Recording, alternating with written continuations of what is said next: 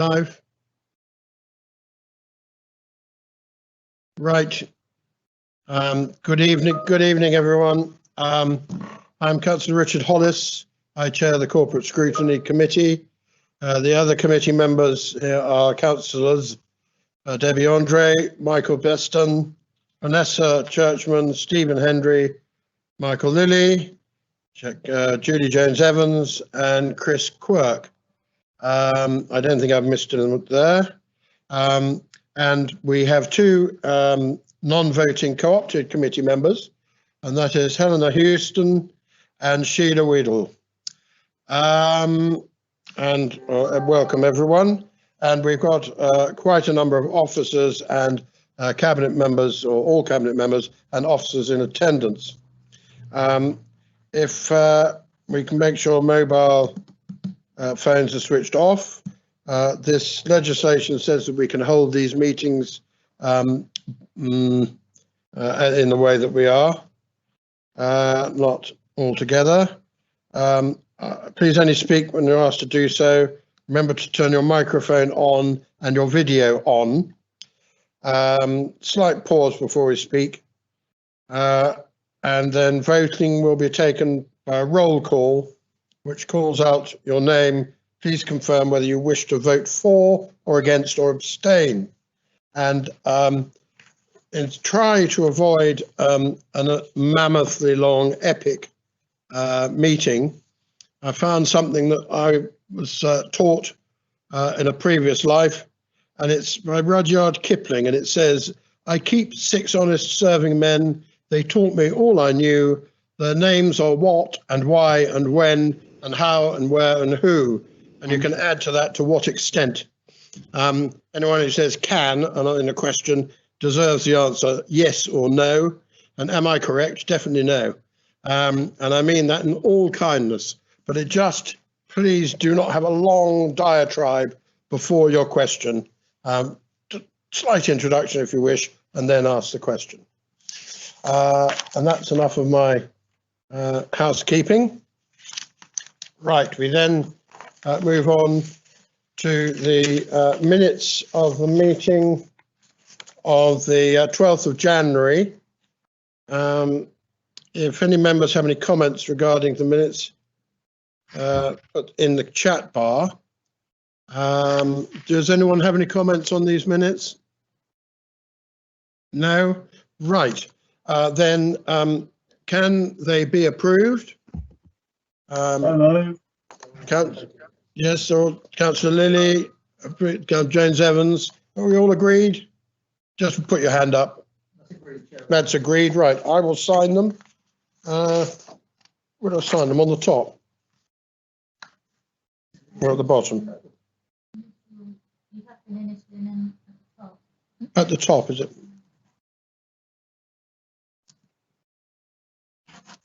Nine to 21.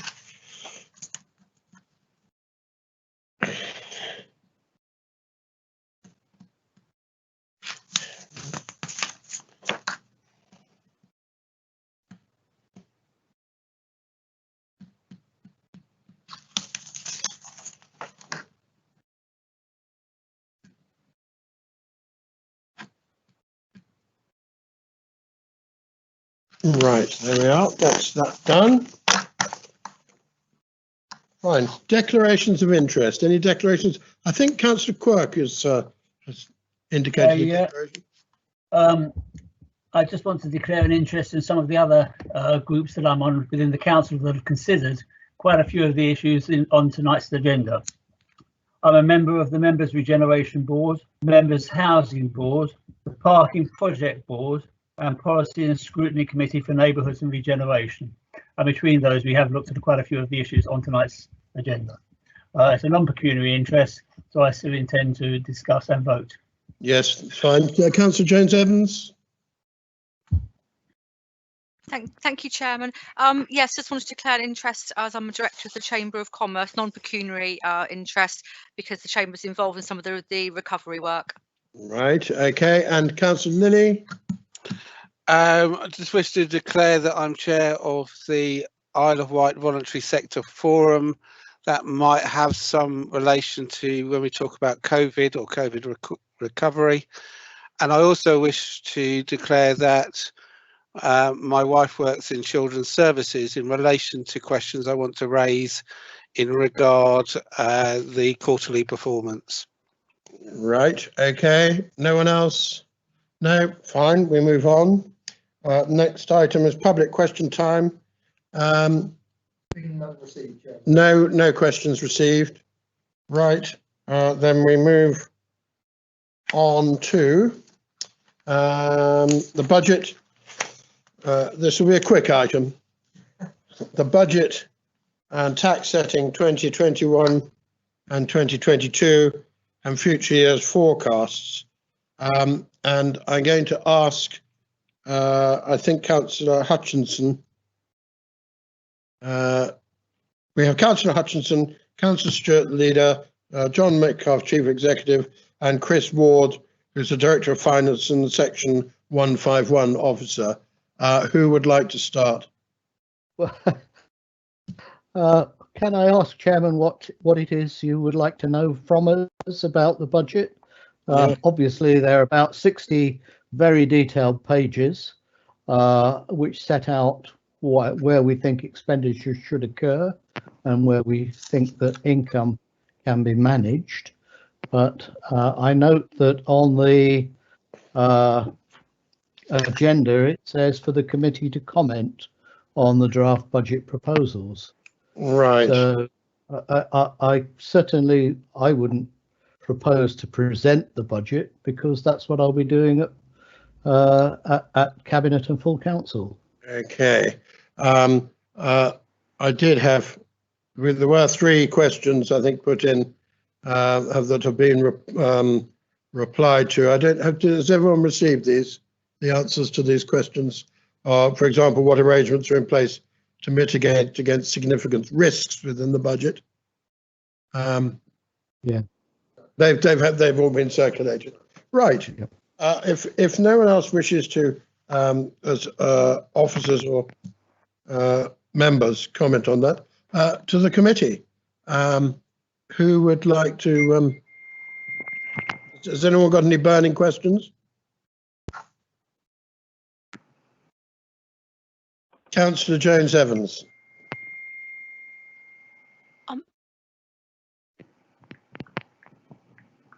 Sorry?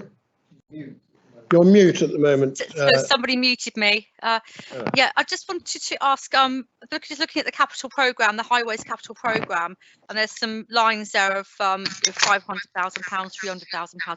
I'm just wondering where can I find the detail behind those schemes? What those budget lines are, what schemes they actually comprise? I can answer that, Chairman. Right. Thank you, Ian. The £300,000 is something we've put in the budget, a budget line to look at speed cameras, because we constantly get reports about speeding, so on and so forth. So we've put that in with the hope that we will be able to carry out speed measurement ourselves. Okay, and the 500,000, that goes against the I don't know exactly what it's called now. The safety register. Sorry? The safety register? No. This is the list of all the jobs that people have asked for.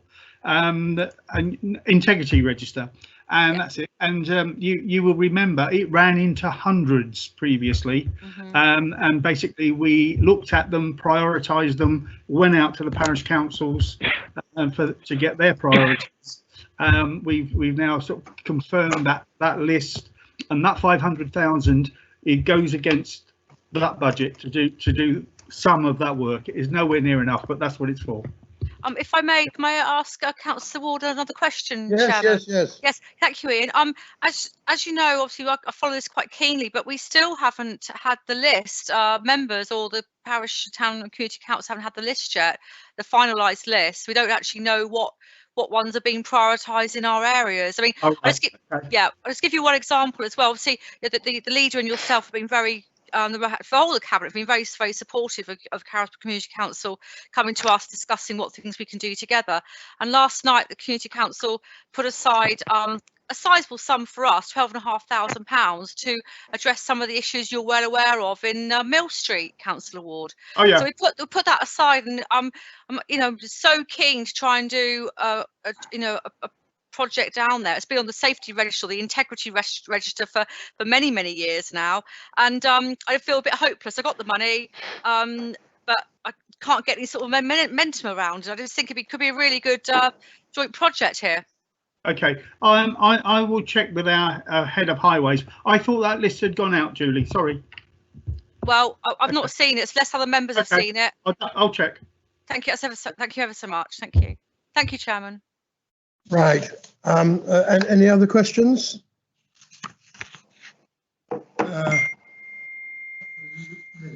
Councillor Lilly? Yeah, thank you, Chair. Yes, I have a few. I mean, thank you for the answers to the questions that I put previously. One of them was about an impact assessment and evaluation on how this budget will affect the residents of the Isle of Wight. The answer back was a full equity impact assessment will be provided in the budget report to full council. I can't see, I'm having difficulty. Could I be put into the direction of the page numbers in these huge documents where that is? Because I couldn't actually locate it, or hasn't it been sort of delivered yet? Huh? Right, who wants to answer that? I'll ask the Chief Executive to deal with that one for you, Chair. Right. Yep, thank you, Chairman. Just to confirm, as was the answer written to Councillor Lilly, it's been prepared at the moment and it will be available with the full council papers when the full council papers are issued.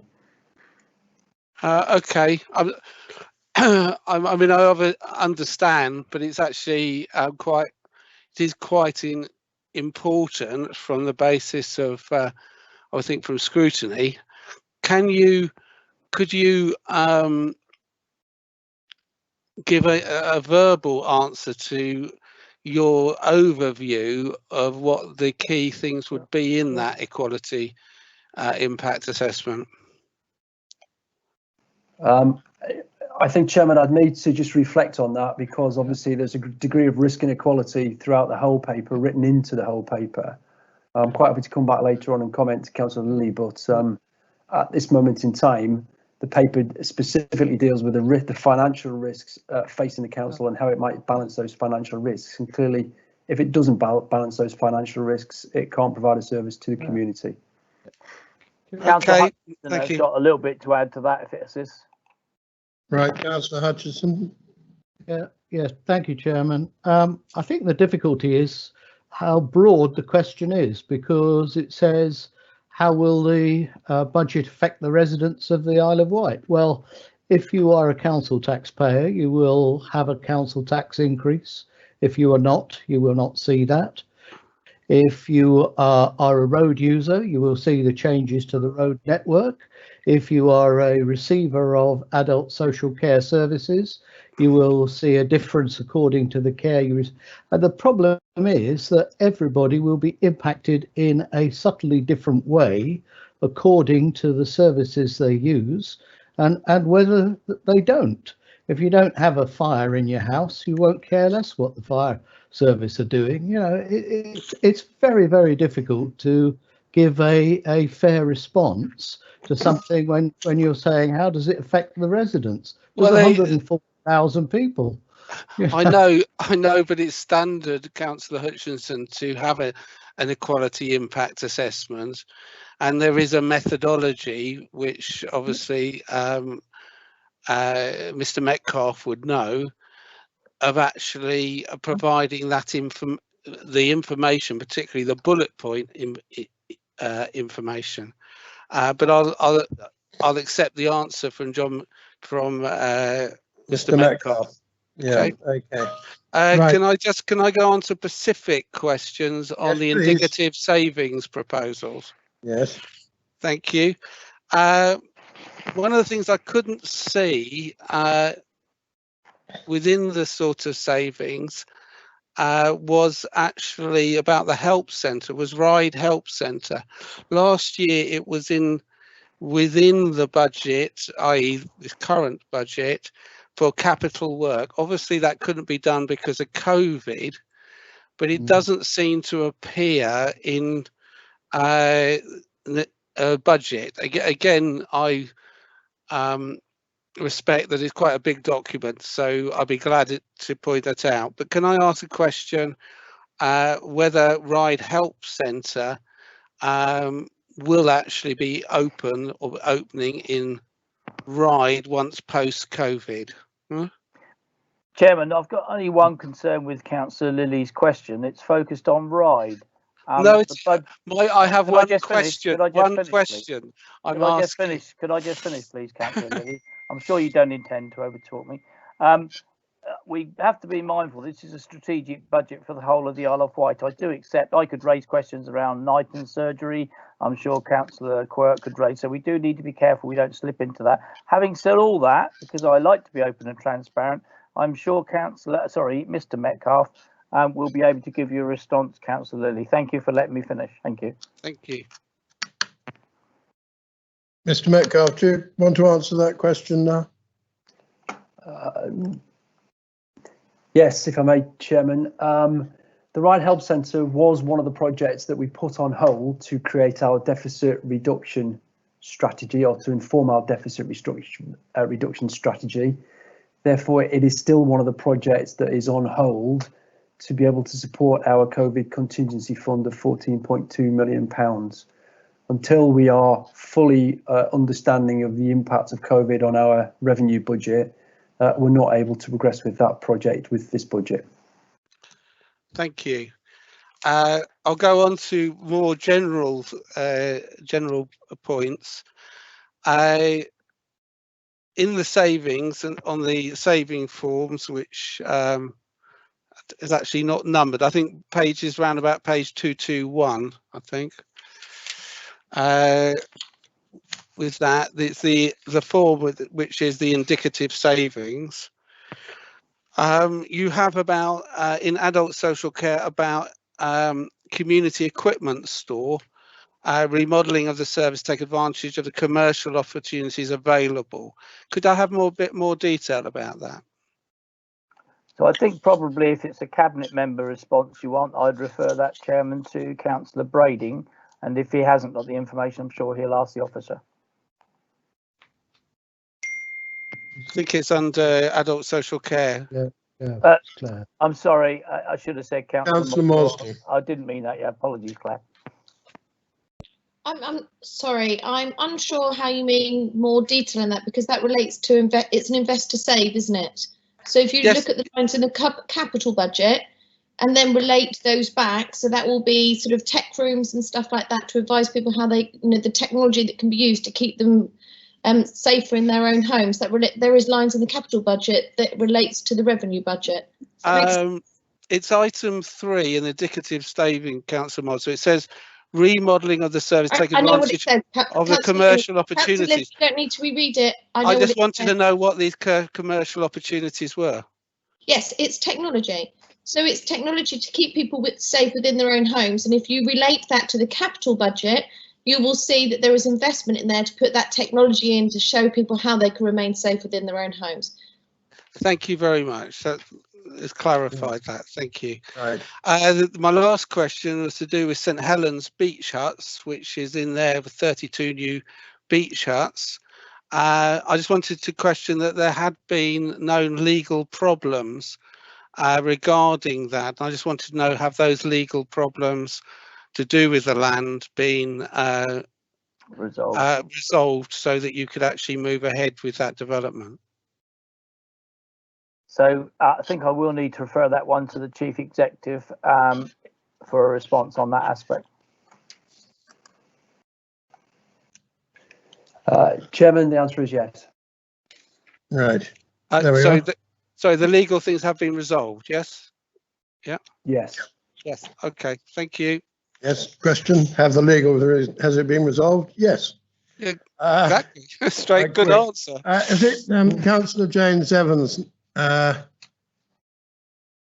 Councillor James Evans, have you got another question? I have, unless any other members want to go first. I'm well aware I've had one bite of the cherry already. No, I'll take that as a no. Then I'll just crack on then. Yeah, just a little bit more narrative around the Pier Street toilets. Obviously not all of the capital programme. So I'm back on my capital programme, page 228, regeneration business development. The Pier Street toilets is a significant investment, but I understand not all of this money would necessarily be Isle of Wight Council money. I'm just wondering, because I was under the impression that we were getting the planning permission for the toilets, which went through planning last year, and that someone else would be developing it. So a little bit of narrative would be helpful. Thank you, Chair. And that's all from me. Right. Who wants to answer that one? So I'm going to defer that one to Councillor Ward if he has the local knowledge, and if not, I'll refer it to the Chief Executive. Councillor Ward. I can answer that, Chairman. The Pier Street Toilets project is actually moving ahead. It was put out to the market. There was considerable interest in the market, from the market. A developer has been selected, and the project rolls ahead. We're looking at demolition in the springtime. There we go. Oh, thank you. So that's not all Isle of Wight Council money then, you're saying? No, that's why we've got a developer to invest in it. Yeah. Okay, thank you. Right. Is that it, Councillor James Evans? May I just make a sort of an observation on the budget consultation? There's some very interesting bits of that on page 176. 70% either agree or strongly agree that fees and charges should be made for services that users have a choice of whether or not they use it.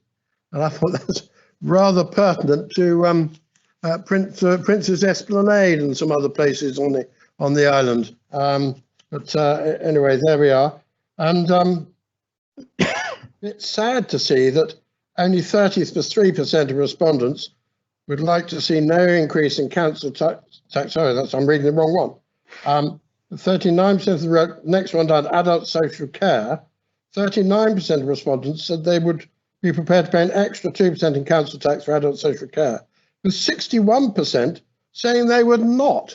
But like all these things, the question is, well, where does the money come from? If you don't have any money to look after, if you have to reduce the amount of money looked after for adult social care, I mean, it's got to come from somewhere. Anyway, there we are. Any other questions?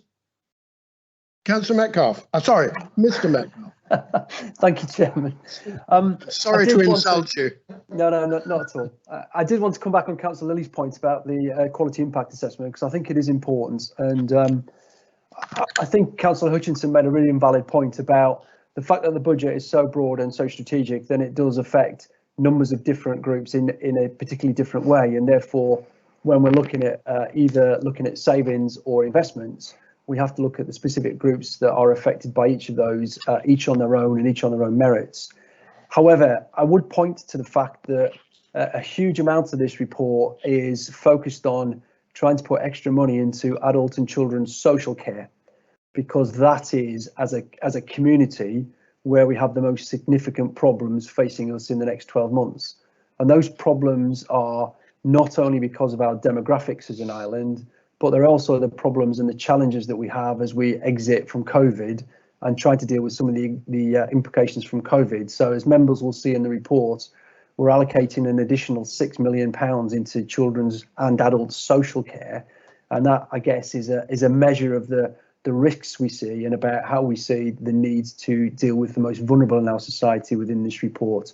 That's effectively all we feel we can allocate at the moment, given the rest of the financial pressures on the council and its statutory responsibilities. But that pressure will help us deal with increased activity in both adults and children's. That increased activity has come from where we've benefited as a community from families and informal carers looking after people for quite some time, especially during COVID, that they are tired, they can't keep going, and therefore they need our help, they need our assistance. And that's why we've had to put some more money into those particular services.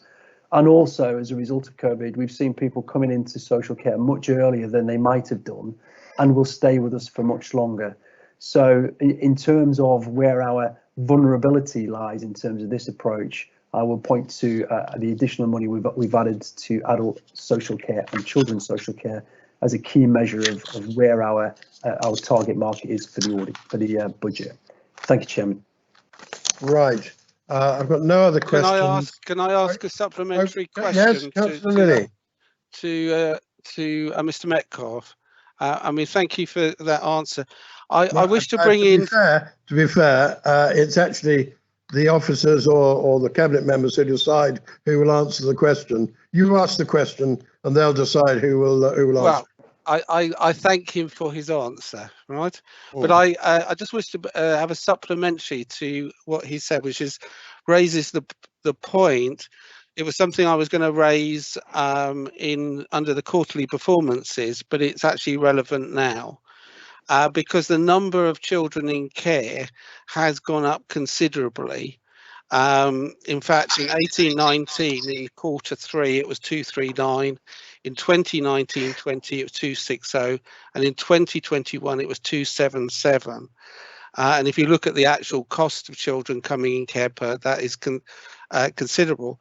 And it was very interesting, Mr. Metcalfe's comment, because it does say in the report, in the quarterly performance, mainly parents with mental health, ill health, are particularly the reason why it's coming through. And we're actually the second highest out of our statistical neighbour group. And there is one alarming factor that only 40% of children are in foster care on the island, which actually means that a considerable amount of children are off the island. So I just wanted to ask Metcalfe, you said that gives the evidence of what you've said about that increase.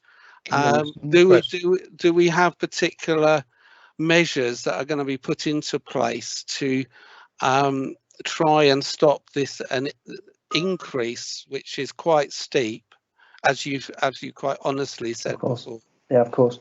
Chairman, if I may, and I apologise for chairing the meeting, we have the Director of Children's Services also on the call, and it may well be he has the detail and can give a more detailed response than I to that particular question.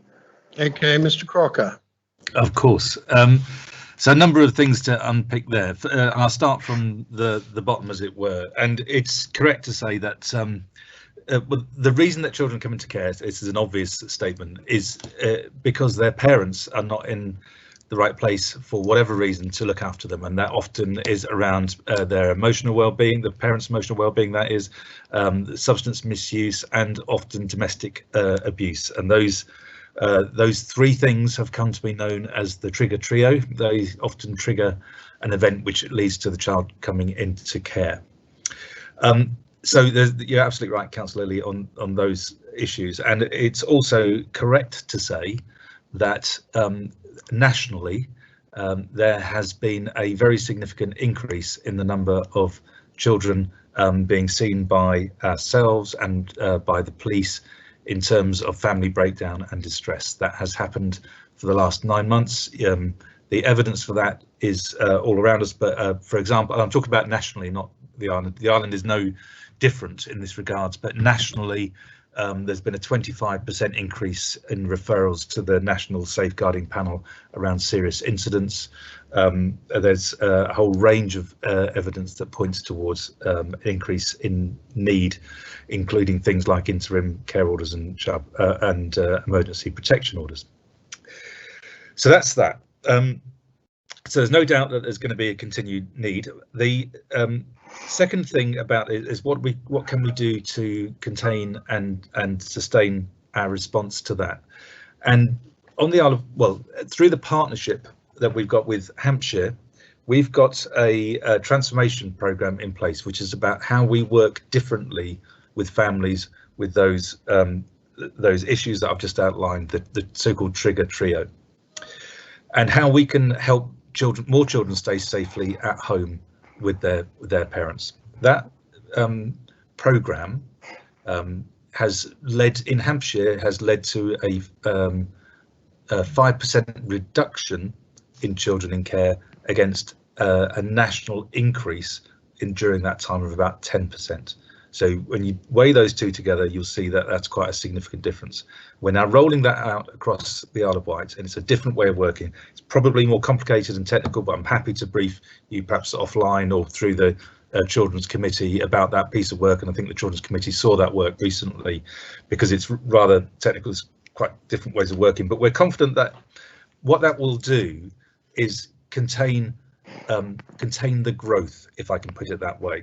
But the council have put extra resources aside to manage the growth in financial terms, but will also reduce the numbers against that growth figure. Now, the final bit, I think, of the question is about the numbers overall in terms of comparisons. You have to remember, in terms of children in care, and these are unfortunate terms, but I'll use them so we understand what we're talking about. There is a constant stock and flow number. So the decision to take a child into care can have an impact for 18 years. So when we were making back in a long time ago in the Isle of Wight Council decisions, they've got a long-term impact. That's the stock.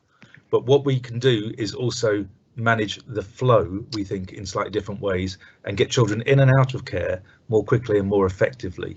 And that's what we'll be trying to do through the transformation programme.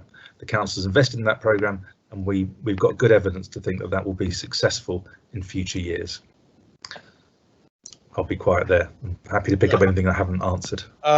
Councillor Dave Stewart, the leader, wants to come in, please. Chair, it was only, and I don't often answer questions, but I'm really mindful we've got representatives from IWELC and HALC as part of the committee, and I just wanted to be sure there was nothing they wanted us to take forward to our cabinet meeting or indeed full council, because this is the only platform they get to speak to us directly. So I'm almost inviting them, if they've got a question, to particularly in relation to town and parish councils, that'd be useful to know. And I don't think I've spoken over anybody, but if I have, I'll apologise now, but I'm not sure that I have. That's all right. Councillor James Evans does want to answer a question, but after this, our two co-opted members, do we have anything? Yes, Helena. So, Sheila. Oh, Sheila, beg your pardon. Yes, I have gone through the whole of the budget sheet. I was just interested, obviously, town and parish councils in there that quite a big percentage would like more services out to perhaps town and parish councils. So going forward, I think we would like to be proactive in that respect. So I'd be interested to see how that actually does work. If that comes to fruition going forward. I'm sure a lot of town and parish councils would like to take on certain services, as we have specifically, and it's worked well in the past. That's just a comment, so thank you. Right, and Helena? Sorry, you're muted, Helena.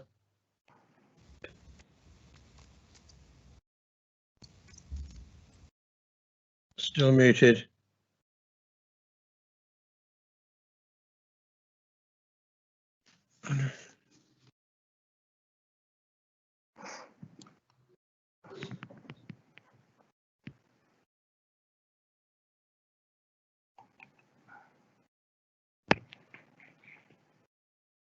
Mine's up the top near the next door to the camera sign. Have I done it now? Yes, you've done it now. Okay. I support what Sheila is saying and reiterate and fully support that. And in fact, I do have a question, but it really comes on the housing strategy. So I have one to present there. All right. Sheila, do you want someone to answer your question? I'm quite happy to deal with that one. Yes. First of all, thank you, Sheila, for asking that. Checking you can hear me okay. Yes. A number of town and parish councils have already engaged with us. I'd say Newport Ryde in particular, and if I miss any others off, that's fine. absolutely right. We are looking to do that. It's been very helpful that we've been able to work with town and parish councils. And in the coming year, and certainly in the coming months, we intend to continue our cabinet on the road engagement, which we found to be very useful. Yeah. And what it's done is highlight local issues. And the last one we had, I think, was with Nettleston and Fishbourne, and that's been very useful. Because sometimes when we have big meetings of town and parish councils, with all of them coming together, the trouble is you can lose some parts because the others dominate their area, which is understandable. So I think there's been a good lesson learned there, and thank you for asking the question. That's it. Thank you, Chair. Thank you very much. Thank you. Councillor Jones-Evans. Oh, sorry, Sheila, have you finished? Yes, thank you. Okay, Councillor Jones-Evans, you had a question. Yeah, but a it's gone off comment my screen now. yeah, so back to the capital programme again. Oh yes, capital programme. Yeah, we've got some of the capital schemes for approval for this coming year, and again, yes, I see there. I've got the detail of the speed cameras there. It says 2 sets of average speed cameras. Are those the ones that tell you how fast you're going, or are these actually to catch people speeding that we can fine them for? So that was one question. Was there any income associated with that? But it'd be really, really helpful, maybe just to me, but to other members as well, is if on the main capital programme with everything listed from pages 226 onwards, rather than having to go back and forth. In fact, not everything, it's not displayed the same way it is on the latter part of the capital programme. If we could have it split up so it actually says what is grant funding and what is the joint ventures, and with developers, so because it looks like we're spending a lot of money, but if you were to try and look for the detail here, it's virtually impossible to work it all out. Right, okay. Well, I'll deal with the first part, Chair. So building on some of the concerns that came out through local planned events such as the diamond races and the Isle of Wight road race, which is being put forward, it was highlighted that there was an important need anyway on the island, and I think actually, Julie, you may well have raised concerns around speed, and we wanted to have the capability to deal with it across the island. And the mobile average speed cameras, which these are exactly what they say on the tin. They clock you in, you go into the zone, they clock you out, and if between those 2 points you're going faster than the speed limit, unfortunately you'll be fined. Unfortunately for us, the current policy doesn't send the money to us. It goes to the centre, but that's not the point in my mind. It's particularly to catch those offenders who think it's okay to drive at excessive speed and put residents at risk. I hope that answers the first part. Your rather complex question on the second part, I can't answer that without doing some checking, so I apologise. Right. I'm happy to leave that if someone else wants to answer it at a later date. And the one last question was, with all the home working we have, is it necessary to spend £500,000 on County Hall?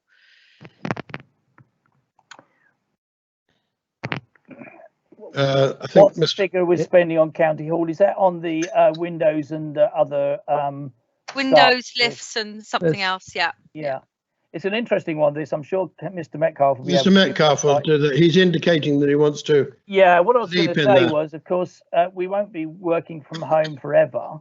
And even though I anticipate we've got a new way of working coming, I suspect all people would want to make sure their staff have fit and suitable conditions to work in. But I'll leave Mr. Metcalfe to discuss that, unless he's going to tell us he's picked up rumours of a plan that might be around to sell County Hall somewhere, and we're going to make it as fit and proper as we can. But I don't think that's what he's doing. Thank you, Chairman. Thank you, Leader. I can say there is no plan to sell County Hall. At the moment, as Councillor Jones-Evans has indicated, people are working remotely and doing that very well, and have been doing so for over a year. When we are able to move into a slightly different way of working, we will need a main administrative office base. Our plan at the moment is that that will be County Hall, and therefore it needs to be fit for purpose and fit for the staff, as the Leader has pointed out, who come and work there and work very hard there.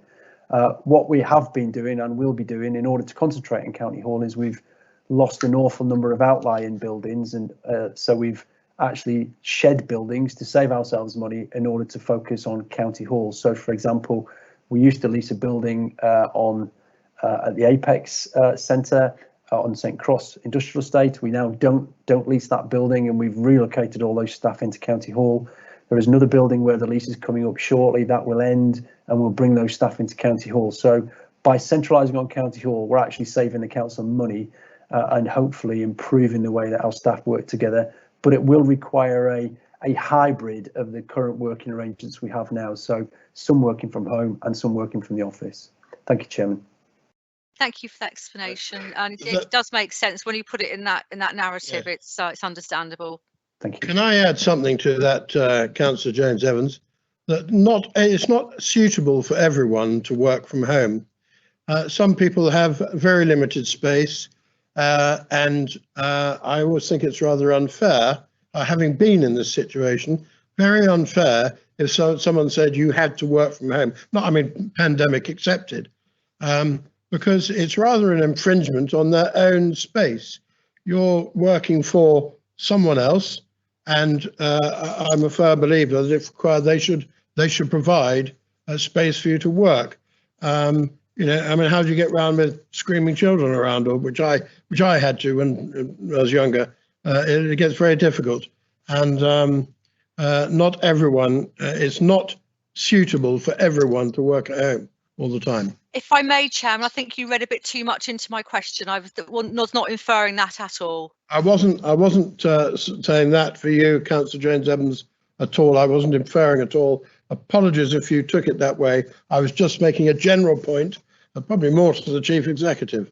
But anyway, and everyone else. Right. I've got Sheila. Have you asked your question? Yes, you have. Yes, I mean, we've asked a question, but I've still got you up there as the last person. So there are no more questions on the budget. So we really ought to then move so that we note the budget, and so that can be carried forward. I'm sure there'll be plenty of debate about it in the full council meeting as well. So I propose that we note what is the budget that's been put in front of us. Second that. All agreed? Debbie Andre, sorry. Councillor Andre? Oh, we're asked to comment, sorry.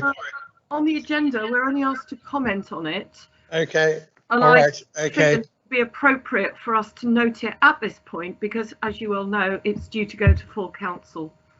Okay, I fine. On the piece of paper that I have in front of me, I have nothing, so I thought it would be noted. Right. Okay, we've commented on that, so there's that is that. We now sorry. I think we will continue because we're now ahead of time. So updates on current issues, COVID-19 response and recovery. Councillor Hutchinson, I've got down for this. Yep. Thank you, Chairman. We did give a full update on this to the Health and Wellbeing Board on the 28th of January. We still continue with the 3 pillars of recovery and the various stages within those pillars. The 3 pillars are community recovery, and then here we are working on infection control, which is why we're constantly putting out the same sorts of messages about stay home, stay safe, and social distancing.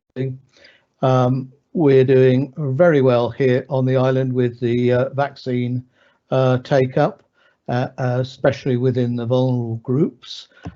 So that's progressing extremely well. One of the other pillars is the economic recovery, and in that we've been getting out the grants and tax reliefs really fast, faster than actually most of our neighbouring councils, to the point where I think so far we've distributed in tax reliefs and payments about 139 million, which is a staggering amount of money in a short time. So we're working still on that. We're supporting businesses to recover and new businesses to start. And we continue to promote island spending on island goods and services and developing new business space. So that's working well. We've got work still going on place recovery, although that is of necessity much slower. And that includes things like the full fibre broadband rollout and cycling and walking improvement projects, and quite a number of others. All of this, of course, all these three pillars are dependent upon where we are in the various stages. And stage one is response and containment. Now, we were moving out of that prior to Christmas, but since this latest lockdown, obviously we are in response and containment still, and we shall be in that until we get new information from government, which is due around about the middle of this month. Then, as lockdown eases, we move into the emerging phase and see if we can actually start the recovery. I think everything is dependent upon how fast the vaccine takes hold and gives us the safety to start to go about our business again. And ultimately, we have an ambition for full recovery. All of those very detailed stages are set out within the COVID recovery plan, which went to Cabinet back in September. But of course, every time we have a lockdown, it changes the landscape and we have to respond to that. So a lot of what we're doing at the moment, certainly in terms of the messaging about the vaccines and so on, is take care and steady as we go. I think we will begin to see an emergence. We have various forecasts as to how long that will take, but I think we are at least a month or two away from it yet. Thank you, Chairman. Thank you very much indeed. Does anyone have any recommendations or comments on that? No. I think Councillor Lilly.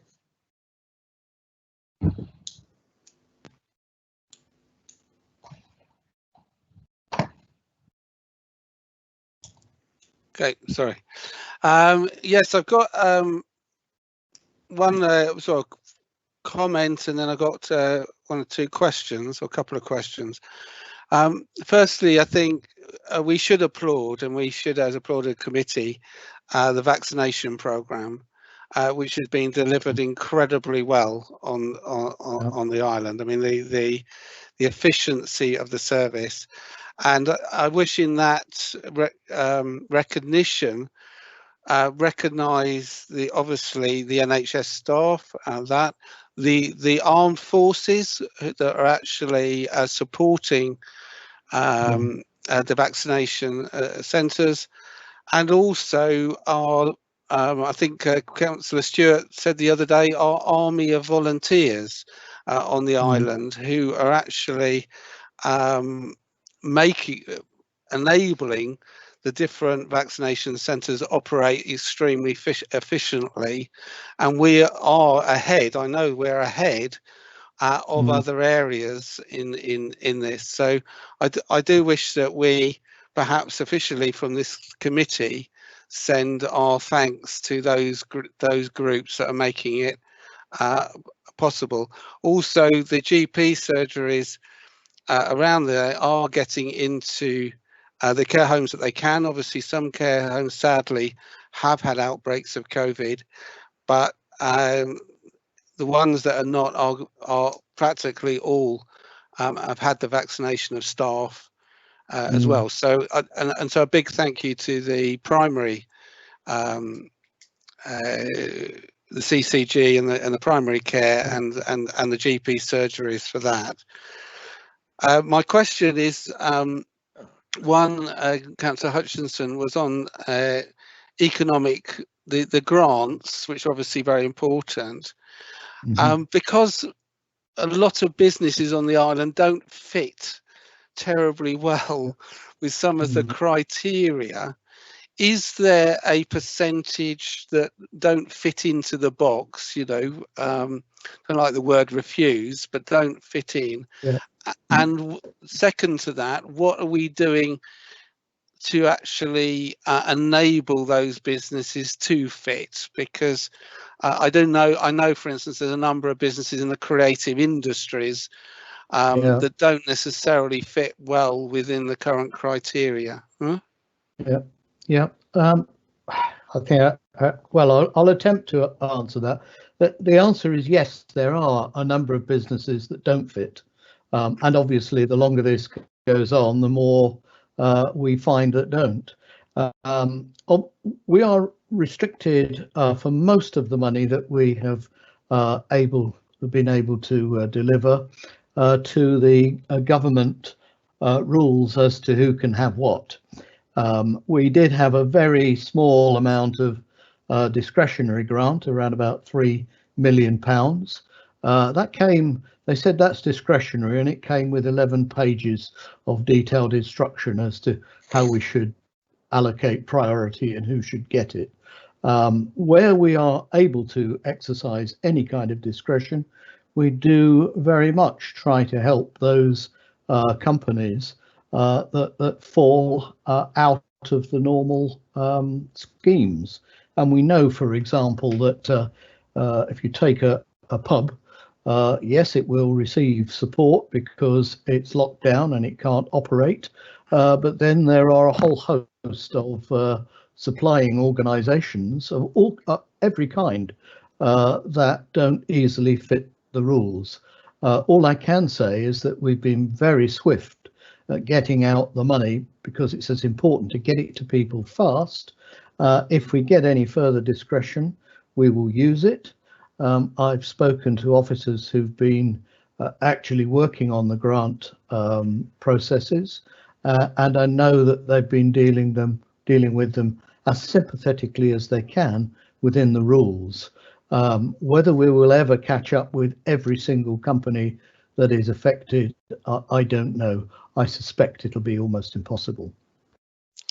Thank you. Can I ask a supplementary question? If it's very quick, because we're getting over our 10 minutes. Councillor Lilly, sorry, Chair, can I just respond to Councillor Lilly's first point, which I think is, he is echoing my thoughts, that we do have this army of volunteers who have done amazing stuff on the island. And then in respect to the point, just building on Councillor Hutchinson's position, we've had £139 million of money from government, either going to residents or businesses. And I reflect at the moment on a lady from Freshwater who sent me an email, first of all asking what the position was with her grant, and within a very short space of time thanking, and what she's thanking me, it's the council really, for the grant that she received, which has clearly kept her business alive. And I think there are many examples around the island of that. And I am sad to see any business go, but I think, as Councillor Hutchinson said, we are limited to what we can do, although we've been very flexible with our limitation. Thank you for listening, Councillor Lee. Sorry to interrupt you.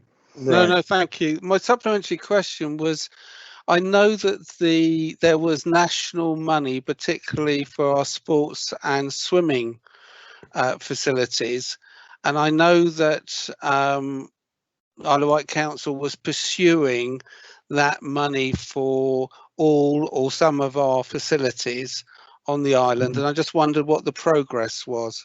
I know that perhaps that's a question to Mr. Metcalfe. Yeah, I'd agree. Mr. Metcalfe is there. Thank you, Chairman. We worked, and I have to pay great credit to my colleague Alex Minns, who worked very closely with representatives from the West Wight swimming pool over the holiday period to complete an application in very short order to the DCMS. I think we were given about 3 weeks to put the application together. That application has gone in alongside all the other applications that had to go in at the same time, and we are waiting for the DCMS to make a decision and pronounce. There has been some conversations between the LGA and government about trying to get them to make that decision quickly, but we are still waiting for some further guidance. I think the challenge was the scheme that they put together, and I think the scheme that they put together was effectively to gap fund their income, the difference between their income and expenditure when they reopened from the 1st of December to the 31st of March. Clearly that was put together before the latest national lockdown. So I think they're trying to work out how best they can make that all kind of sit together in that particular context. But I think Councillor Whittle has indicated he may have Yes, something else Councillor Whittle that wants to particular answer. come in there. Councillor Whittle? Councillor Wayne Whittle? Yes. No, you're unmuted. There you go, I'm here. Right. Just to say, the chief executive made a faux pas then. It's actually the Waterside Pool who the Isle of Wight Council, or Alex Means, has been working with, trying to help them. My apologies, Chairman. Yeah, and their bid was submitted today, I believe, or yesterday. So it's been done within the deadline, and now fingers crossed that they will get some money from government, because that was a fund that actually local authorities couldn't apply for, but smaller pools, community-run pools, etc. could. Thank you. Thank you. Right, Councillor, you done, Councillor Lilly? Yes, Councillor thank you. James Evans, you wanted to question? Yes, I'd like to ask you first, Chairman, though, whether this is the right place to ask it or not, whether I should leave it to the end of the meeting. It was really to do with the news that came out on Friday, and a letter from our monitoring officer this morning about safe and fair elections on May the 6th, which would obviously affect all Isle of Wight Council, town, parish and community councils. Is that a corporate scrutiny question?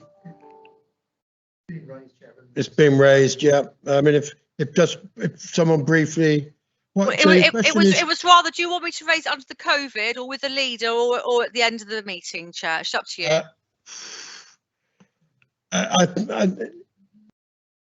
You can ask the leader, who will probably ask the chief executive. I'll do it at the end of the meeting. We'll let things go, and Yes, I'll do it at the end of the meeting. yes, all right? Okay. Okay. Yep. Fine. No other questions on for Councillor Hutchinson.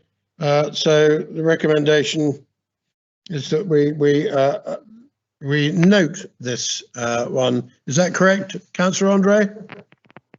Yes, we note this one. All those in favour of noting? Consider, Chair, but no, a note will suffice. A note will suffice. Excellent. Right. We agree. Excellent. That's everyone. Thank you very much. And then we're going to move to the leaders' update. Councillor Stewart. Yes, thank you very much, Chair, and thank you, colleagues on Scrutiny Committee. I'm only going to raise 3 points today. The first point I raise is about the floating bridge, just to inform Scrutiny, because I do try to keep Scrutiny updated. The legal action, which was due to be heard on the 25th of January, has been deferred for at least 3 weeks due to COVID and other health conditions impacting on several representatives from one of the parties to the mediation. A new date is expected to be set in February, and as planned, I shall provide a full report to the March Scrutiny meeting. The second point is the island deal. I can confirm we're in continuing dialogue with officials from MHCLG, and I am expecting to engage with our island MP on progress. I will be updating full council, but in our budget proposals, we've estimated a funding support of some £3 million being received as part of the fair funding review. And then the third point I wanted to raise in this forum was the retirement of the Deputy Chief Fire Officer. Just to inform members of Scrutiny that following the retirement of our Deputy Chief Fire Officer, Steve Apter, I shall be participating in the selection process for his replacement, and will update members of the outcome in due course. And I'd like to place on record my appreciation of the long service Steve Apter has given over the years, and make the final comment that it's nice to see that an islander who has risen to the top of his profession in that way. I think we can be very proud of having had such a wonderful person serving this area. That's my 3 points, Chair, for information. Quite agree. Thank you very much indeed, Leader. Has anyone got any questions for the Leader? Councillor Lilly and Councillor Andre. I think Councillor Andre first. Thank you, Chairman. Yes, thank you for the update, Councillor Stewart. My question is about the floating bridge. Now, thank you for the update on the legal position. Can you confirm that we are still pursuing the implementation for the side thrusters? I can't comment on that, unfortunately, because that is subject of legal action, and I'll have to be very careful what I say at this meeting. So I won't be able to respond to further questions around the floating bridge at this point in time, and nor will any of the cabinet. Okay, just a supplementary for clarity. I thought they were two separate issues. So are you saying that the addition of the side thrusters is dependent on the outcome of the legal action? Just to be clear. It certainly is part of the legal action. Thank you, Councillor Stewart. Right. We will. It is my intention that when we have the March scrutiny meeting, that the floating bridge, we will then be in a position to spend a considerable amount of time clearing up a lot of the myth and the untruths that are bandied about the floating bridge. I find it particularly galling, as other people do, who the rubbish that's talked in some of the social media. Councillor Lilly.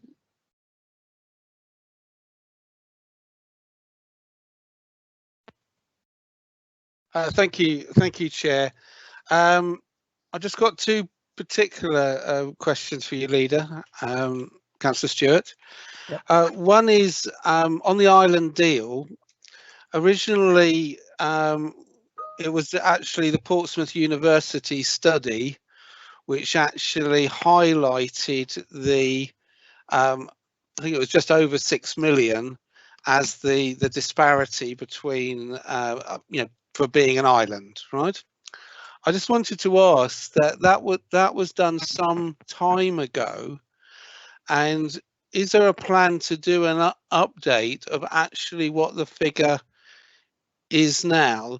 In fact, that figure never took into account other public sector disparity, for instance, our health, right, etc. And I just wondered, is the figure that we viewed was the difference between the mainland and ourselves still accurate, and should we need to sort of revisit it? That's my first question. Well, first of all, thank you for your question, Councillor Lilly. So the island deal, you're absolutely right. 6.4 million was the figure that Portsmouth University did their calculation on, and in doing so, they actually provided equally provided information relating it to other islands around the country, which not everybody picked up on. So it was a very good piece of work, and it in fact led to, as you may recall, the then Chief Secretary of the Treasury, Rishi Sunak, now the Secretary of State for and the Chancellor, I suppose, acknowledging the island situation in the Fair Funding Review paper that was circulated. And I remember reading the paragraph and being very pleased, because I was expecting the Fair Funding Review to come along and be extremely useful. However, as we know, the Fair Funding Review in itself has been deferred twice now, and I think its latest destination is 22-23. It might even be 23-24. Having said that, our MP has been using a whole range of updates, if you like, and informing MHCLG, and we are using 3% of revenue budget as our calculation, which you will have seen plus or minus in the budget papers, or if you haven't, it is in there. Having said that, our MP has also highlighted generally his views around the island deal and the format that it takes, and I've heard a range of things from, obviously we've had 139 million pounds in the COVID supply, we've had funding on all sorts of things around the island. You know, I could quote Island Line, I could quote various, but at the end of the day, I think there's a general feel, and I'm sure this committee will have a similar feel, that we feel as an island we are disadvantaged by being an island compared with the mainland. And the example that's often used, and Steve Crocker's highlighted this to me, if we have a child in looked after care on the mainland, our social worker will need to travel on a ferry and get to that location to do their job, which is unique to the Isle of Wight. And we, in my most recent meeting with the staff from MHCLG, along with the MP and our chief executive and our chief finance officer, we made those points very specifically, and these were followed up in writing. So we are in that stage. The latest information I have is that our proposals as they stand are still being considered. Like you, I'm sure I'm hoping for that day. I think I rightly or wrongly finished my comments off by saying to them, I'll look for the post van then. But actually, in all seriousness, I would be pleased to see what I feel we deserve, which is an island deal, and that will put us in a better picture. But it's important to say that our budget, the budget, which is subject of today's discussion, is premised not on having a new island deal. It's premised on the facts that are in the budget, because you know, we are taking a very prudent approach to our finances, and we don't rely on anything dropping down that may not come yet. But that doesn't mean it won't. Right. Thank you. Councillor, you got another question? Yes, I do. You mentioned about the legal action of floating bridge, and I don't want you to go into that. My question is not relating to that. It just raises with me that we must have a list of other things which is quite normal for a local authority to be in legal action over. We know, for instance, the Ride Arena with AEW has been going on for some time. We know that there might be issues, you know, with planning, consents and things.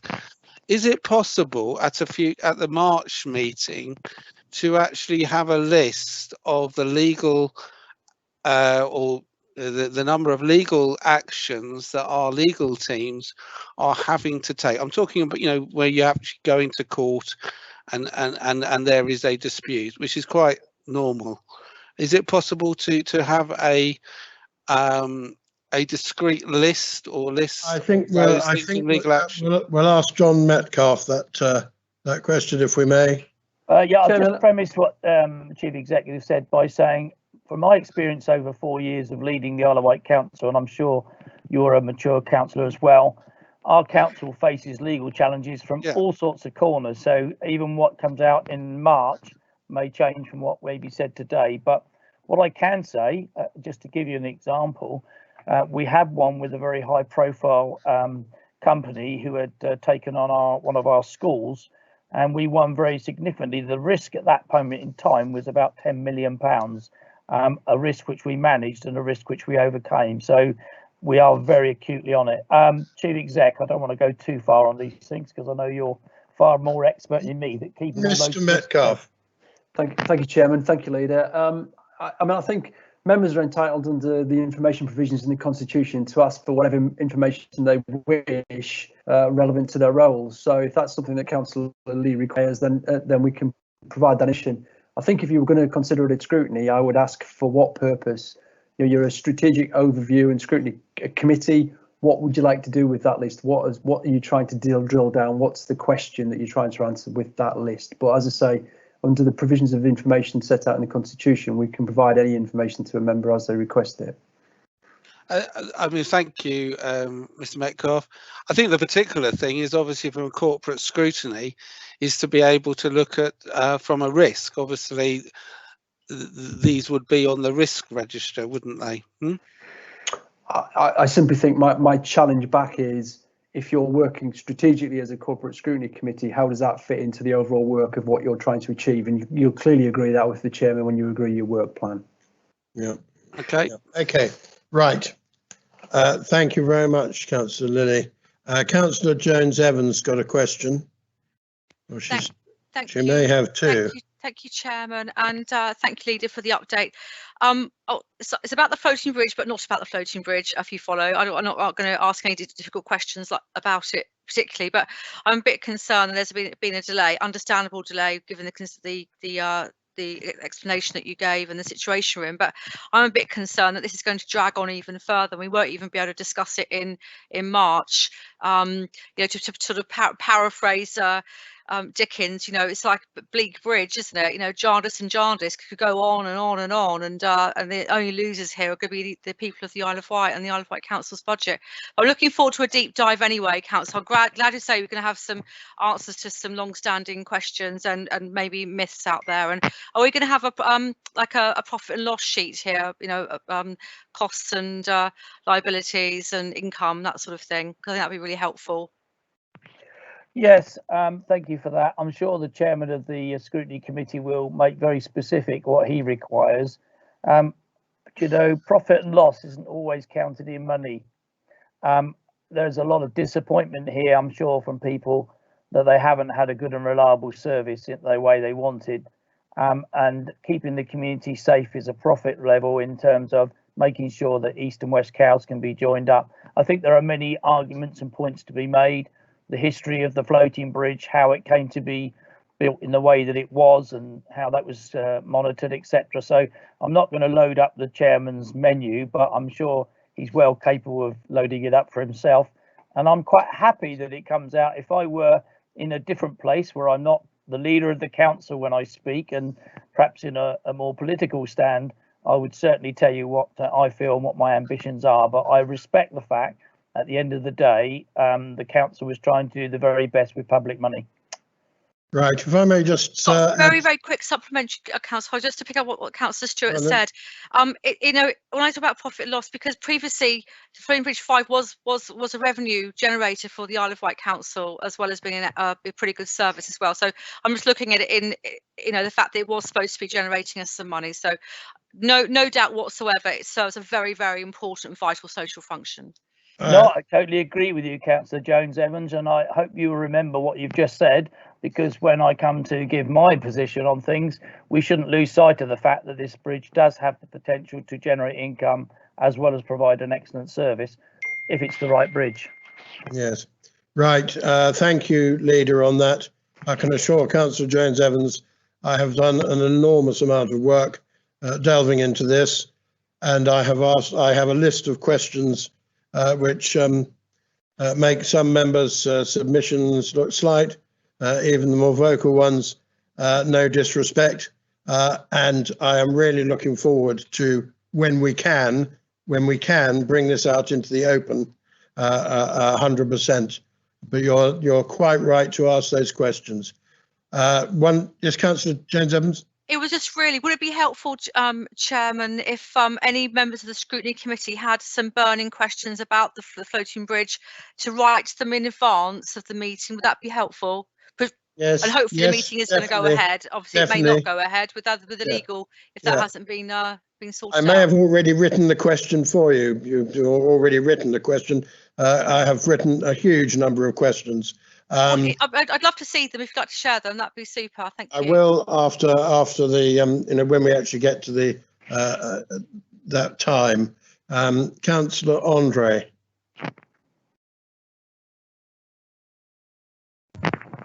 Thank you, Chair, but I don't think I was indicating. But Oh, I thought you were. Since you asked me, there was just one point that I wanted to pick up on when given the opportunity. In terms, I think we need to be very clear in terms of the island deal, Councillor Stewart. What we are looking for is a once and for all recognition of a status that enables us to get funding of a sustainable nature.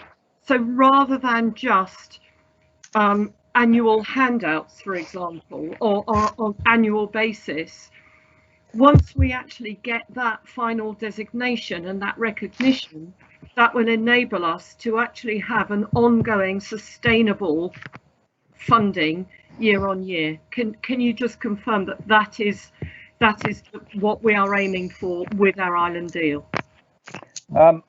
I think your sights are a bit narrow, Councillor Andre, because I would agree we're aiming for that, but actually we're looking for recognition of what we haven't had as well.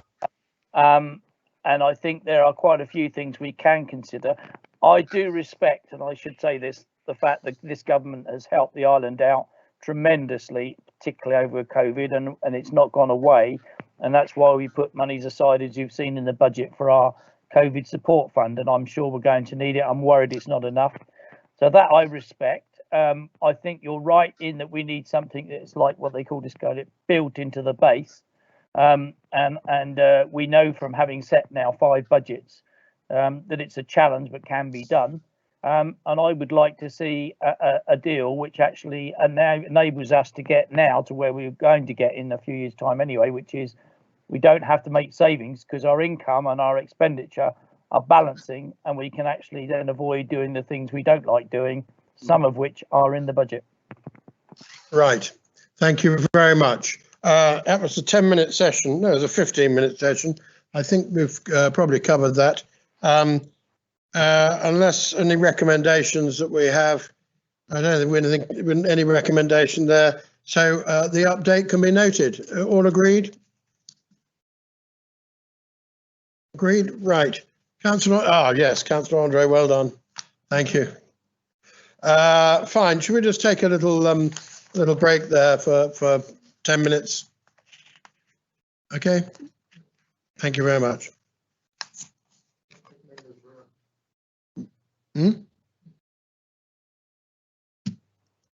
Right. Councillor Lilly is back. I think we're all back here now.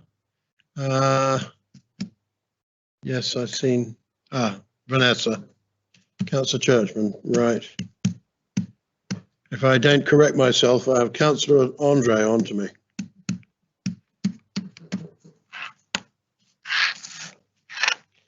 Right. Okay.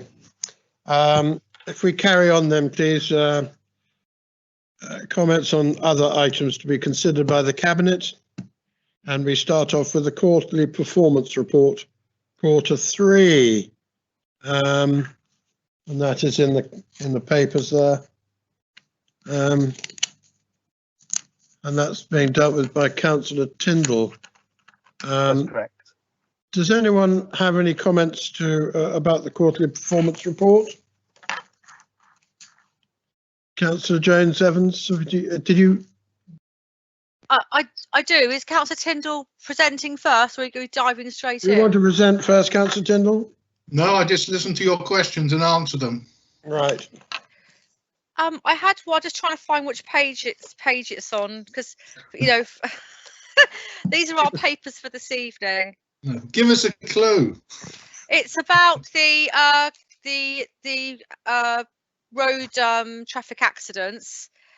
Basically, we were, for most of the year, we were under last year's levels, and then we hit September and they started to go up. We had 19, I think, in September, and there was no more narrative about that rise, but there was obviously a question, a concern raised, and obviously that was September's figures, so we haven't got the rest of the year yet, have we, to look at.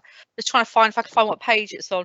So I thought we were going to be doing a presentation first, otherwise I would have got prepped a bit more quickly.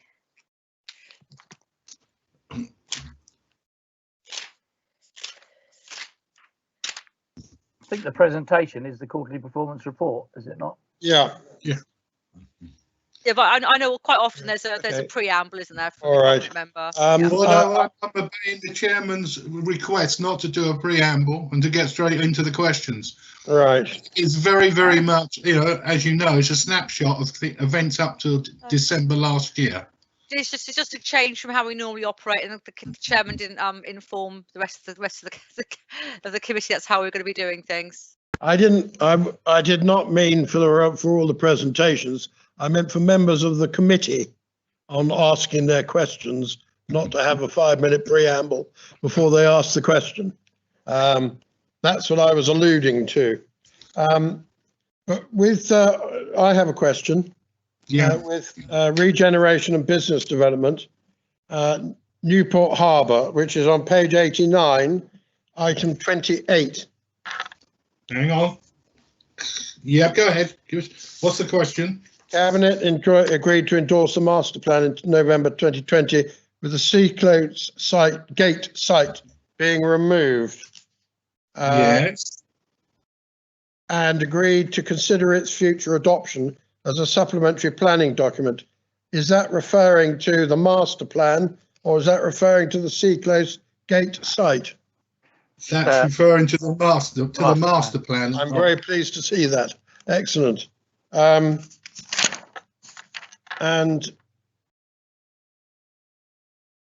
I think that was oh yes, the other one, the next one is on the next page, 91. Yeah, got that. Item 45. My question is, do we know when the incineration operation will start at the recycling? I'd like to refer that to Councillor Hastings because he's more he understands more about that than I do. Or Colin Rowland, I see, has put his hand up. Okay. Which Councillor Hastings or Mr. Rowland? Well, I can tell you what I know, and that is that it's on target to be opened this spring. It's been held up somewhat because of the COVID-19, obviously, but nevertheless, it has still been progressing.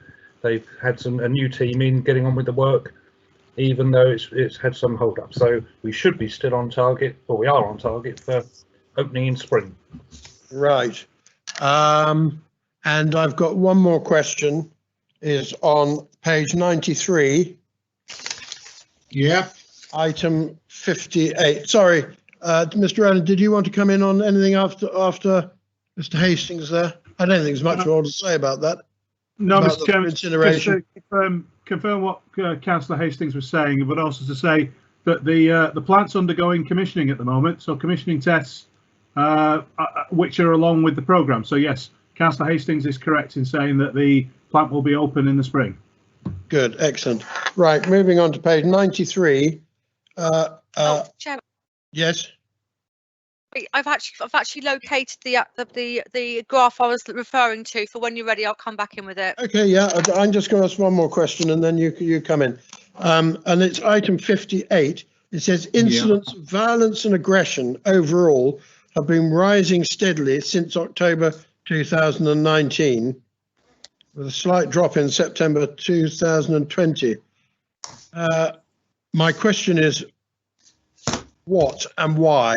Is that domestic, or is that and during COVID? It shouldn't have been during the street, well, it shouldn't be anywhere, but during the street. Why and what? Can I come back to you on a full answer on that? Yes, because indeed. It's not, yes, indeed. I know it's one of the things I have raised,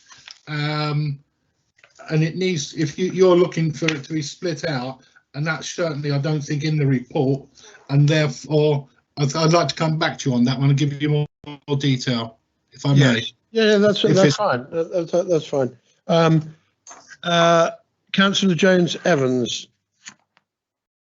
Thank you. Yes, so the graph is on page 145, which is Appendix 9, and it's the killed or seriously injured KSI figures, and yeah, so we're on a down. We were, weren't as high as the previous year, and there we are, bang on it again in September. So it's September, October. So sorry.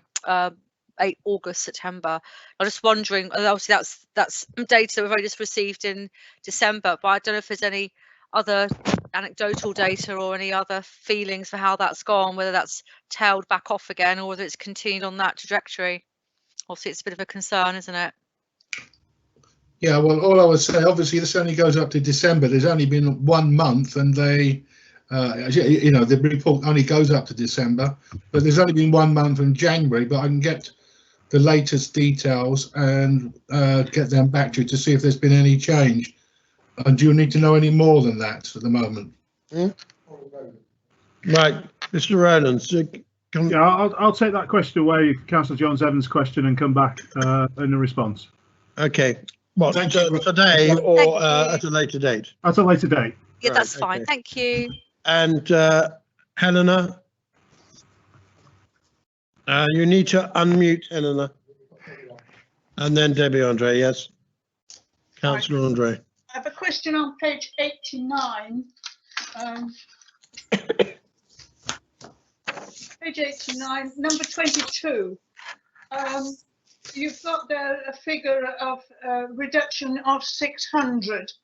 And I was just wondering whether that figure was a worthwhile figure, because surely it would be counterbalanced somewhere else. So are we in fact not getting, so could that be a little further explained to me as to where the counterbalancing will have taken place and what the numbers would be? Good question. Is Claire available to answer that question, because it comes under her portfolio and she'll have more detail? Yeah, can you just repeat the question? Is that okay? Right.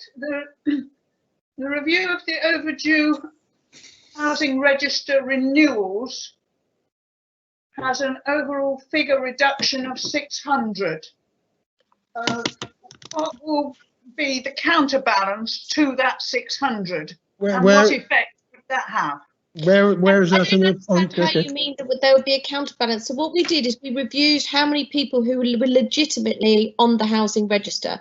They went through the review looking at their need, what the availability was, and then they found, and people who've been on the register for a long time who didn't need to be on the register. So there isn't a counterbalance, because actually that was a full review, so those that didn't need to be on the register. So have you changed the criteria? No, as I said, that the register hadn't been reviewed for a long time. The criteria hasn't been changed, but it will be people who have been housed or their need has changed. So when they actually went through and checked everybody that was on that register, there was 600 that didn't actually fit the original criteria. So the criteria has never changed. But those people, and it was a really deep dive and cleanse on everybody that was on the register, so that we could check that our data was actually correct. And it was a review that hadn't been done for an awful long time. It is one of those things when you don't do a review for a long time, that we could have had the opposite effect. We could have actually found that there was, everybody that was on there needed to be on there, but it was found that they didn't need to be. So it was a really deep review. And Claire, when you say it wasn't done for a long time, when was the original?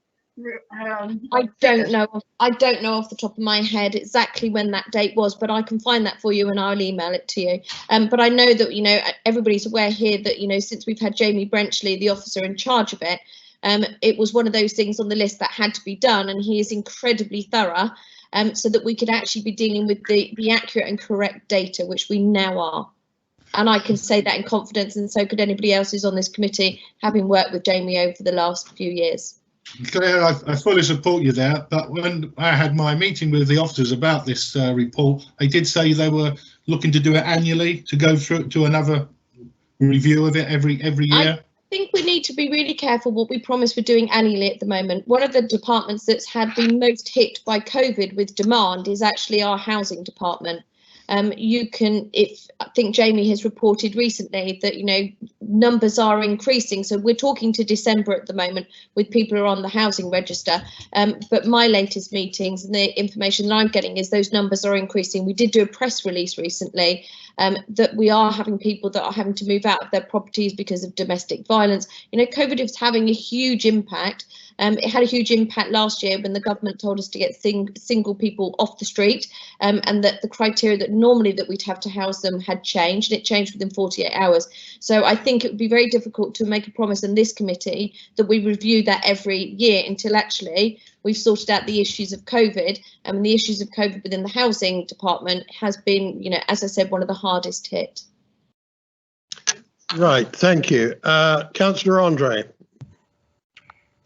Thank you, Chairman. I'll just wait to go live. Thank you. My question relates to something that is very close to my heart, which is the Combined Fire and Rescue Authority. Item 48 on page 91. The last sentence of that paragraph reads, "A joint recruitment for operational firefighters over the last 3 months will culminate in the new year with trainee courses." Can I just have some clarity? Presumably the joint recruitment involved both Hampshire and the Isle of Wight. Can we please confirm those operational firefighters, were they full-time or were they temporary? And how many have actually been successful in being recruited to the Isle of Wight? So I'll take that one because I am a member of the Hampshire and Isle of Wight Fire Authority as stands. And first thing to mention, I sit here in my hand with the new Shadow Fire Authority document because as from the 1st of April, we become the new Hampshire and Isle of Wight Fire Authority. And I see that the Isle of Wight is articulated in the brand, which I'm grateful to see. What will then happen is the recruitment process will be one for Hampshire and the Isle of Wight. I'm sure they will keep the data you're asking for because Hampshire Constabulary would probably have the same, but there's no obligation to recruit from just the Isle of Wight because it may be the whole of Hampshire will be the recruitment pot and they may choose to serve on the Isle of Wight. So we'll be running in a very similar way to Hampshire Police. I'll get you that specific data, and unless it's in the paperwork, I will need to ask that from colleagues in the Hampshire Fire Authority, but happy to get that data. All right. Thank you. Just to clarify, Chairman, according to the paperwork, that should already have happened. So I would really appreciate that data. Thank you, Councillor Stewart. Happy to make that arrangement. Thank you. Thank you very much. Helena? Yeah, page 87, please. Number 14, where it talks about Brexit risk management and response post-transition will be absorbed into the COVID recovery plan going forward. I'm somewhat concerned about what strategies what has the Isle of Wight Council commenced to target the maritime businesses in the changes in protocol for trade as a World Trade Organisational basis. So what is the Island Council doing about the maritime businesses? Okay, well, the Isle of Wight Council is doing quite a lot actually because we are part of the local Solent Enterprise Partnership. In fact, I'm a director of it as I hold the current post. There are a number of things happening. You will have heard about free ports, and there's a bid from the Solent of which we are in the wider sense part. That bid went in this week. I think it might even been gone in today, but so we are bidding along with 11 other sites around the country for free port status. What that will do is create jobs, and it will create in the locations where it is some discounts in terms of tax, etc. In addition, the maritime industry, of which the Isle of Wight is seen as one of the key players, does form part of the Solent Local Enterprise Partnership 2050 strategy. So they are constantly looking at businesses here such as Vicoma, Vestas, even White Shipyard, and I could go on. So significant businesses that employ quite a few people. And the chief executive of the LEP, Anne-Marie Mountfield, makes a specific point of focusing on the island because she appreciates that apart from the fact we have those industries, we also have locations, particularly Newport, that are in the top 10% of deprived places in the country. So we're well looked after through the Solent Local Enterprise Partnership in terms of our maritime. And as far as I'm aware, so far, we're being considered in all the things that they put forward. And we have a new prosperity fund coming out, which we'll be bidding for as well. Thank you, Councillor Stewart. But that's the bigger picture. I'm more concerned. I'm more wondering what you're doing to get the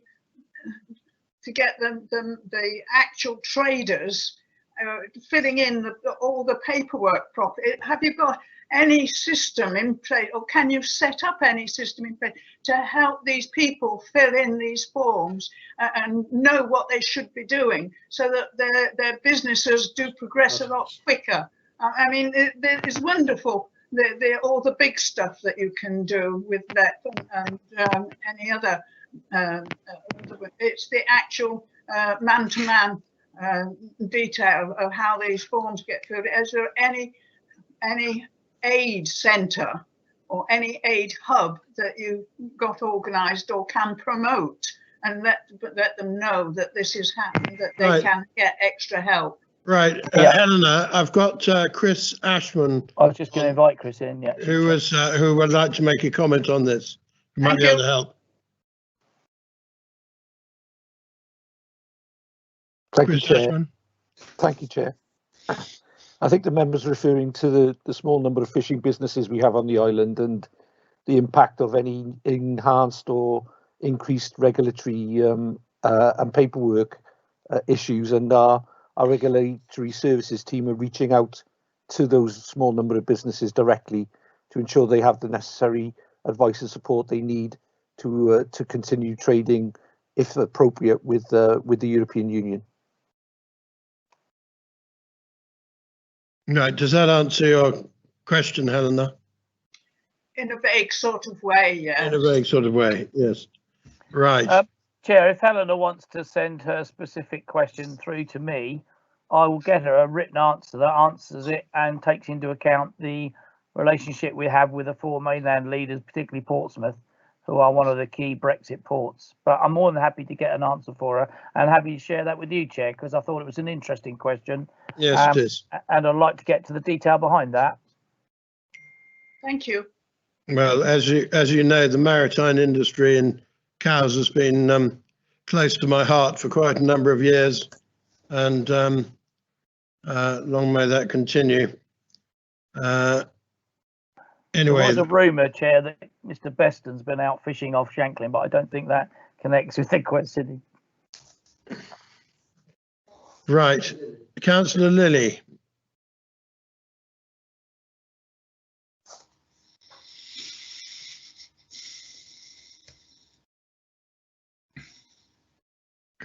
Thank you, Chair. Am I live? I don't know. Oh, I am live. Well, I hope so. It was relation also back to housing, page 113. And I do wish to start by taking Councillor Modsdale point that Jamie Benchley and his team have done a fantastic job, and I thank her and her team for that. On 1113, it's particularly the number of households in temporary accommodation, which obviously is extremely difficult during COVID. And I just wanted to ask, obviously the number has gone up in comparison with last year, extreme, obviously because of COVID, and I would also, some of the figures that you look on domestic violence, as also mentioned by Councillor Modsdale, has gone up considerably. How are people coping in this difficult things, and have we got enough accommodation to support the need, and is it looking as if it's going to come down or continue? And then my question links into page 124, which is about the council's housing sort of company, looking at, because obviously if we're going to have more people going to temporary, we're going to need more housing for them to go on to. And I know most of the housing associations are at full capacity. So I just wondered, though those were linked together really, are we coping with temporary accommodation, and have we got good supply to that? And are we able to have sufficient sort of housing that those people can come out of those out of that temporary accommodation? Right, Councillor Modsdale.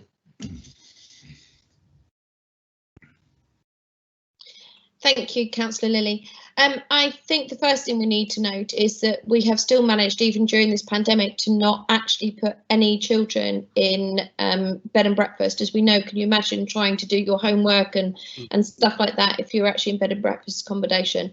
I have to say that the housing department has been quite clever in some of the use of stuff that they've done. So they have been using sort of mobile homes.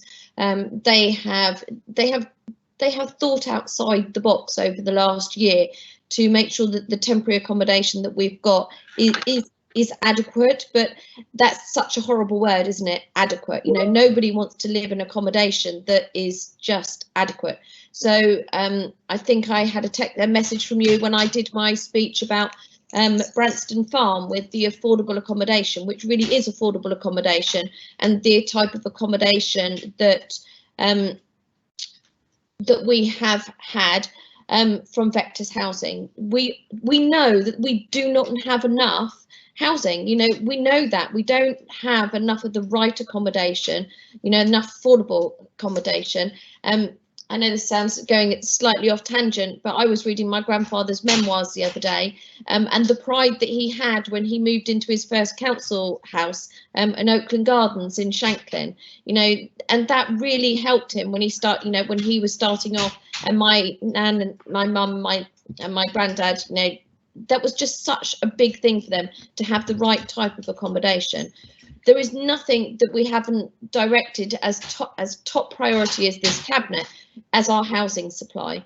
You know, we have this balance, haven't we, that we are saying to people, you know, don't build any more houses on the island, but then we don't have enough affordable housing being built. So we have to get that balance right. We know ourselves, you know, anybody who is saying that, you know, they live at home with a partner and everything's rosy, you know, and amazing during this COVID situation. You know, I'm lucky my husband's at work all the time, so we don't actually argue very much. But I'm sure even if we were cooped up, you know, 24/7, and if we had small children around, you know, you'd find it a very difficult situation, wouldn't you, even for, you know, some of the closest of marriages, and, you know, and that's without any financial issues put on top of it as well. So in answer to the question, we do not have enough affordable housing. We do need to work on the housing supply. The housing team is doing their best. At the moment, the accommodation that we are providing is adequate. But as I said, you know, I don't think temporary accommodation is ever, you know, right for anybody to go into, especially for families. But at least we're not having to use bed and breakfast accommodation, which is just entirely wrong. So yes, I would like to see lots more affordable housing, the right type of housing being built on the island for our island families. Right, and I've got on the meeting chat here from Councillor Abraham, who says he will answer the second part of that question in his report. Yeah. Think you very much indeed, Councillor Mosdell. Thank you. Right. Okay. So I don't think we have any other questions on that. If we can move on, but okay, we're asked to approve. Oh gosh, what are we supposed to be doing with that? Just noting it, making comments. Right. Okay. Thank you very much. We then move to the parking delivery plan. Councillor Ward, do you want to make any comments on the parking delivery plan? I have to say, before we get there, that to receive a document that thick yesterday was somewhat taxing, but it was for me. I'm sure it wasn't for other people, but it was for me, and it would have little more notice on that would have been appreciated. I concur, Chair. It was very taxing. Okay.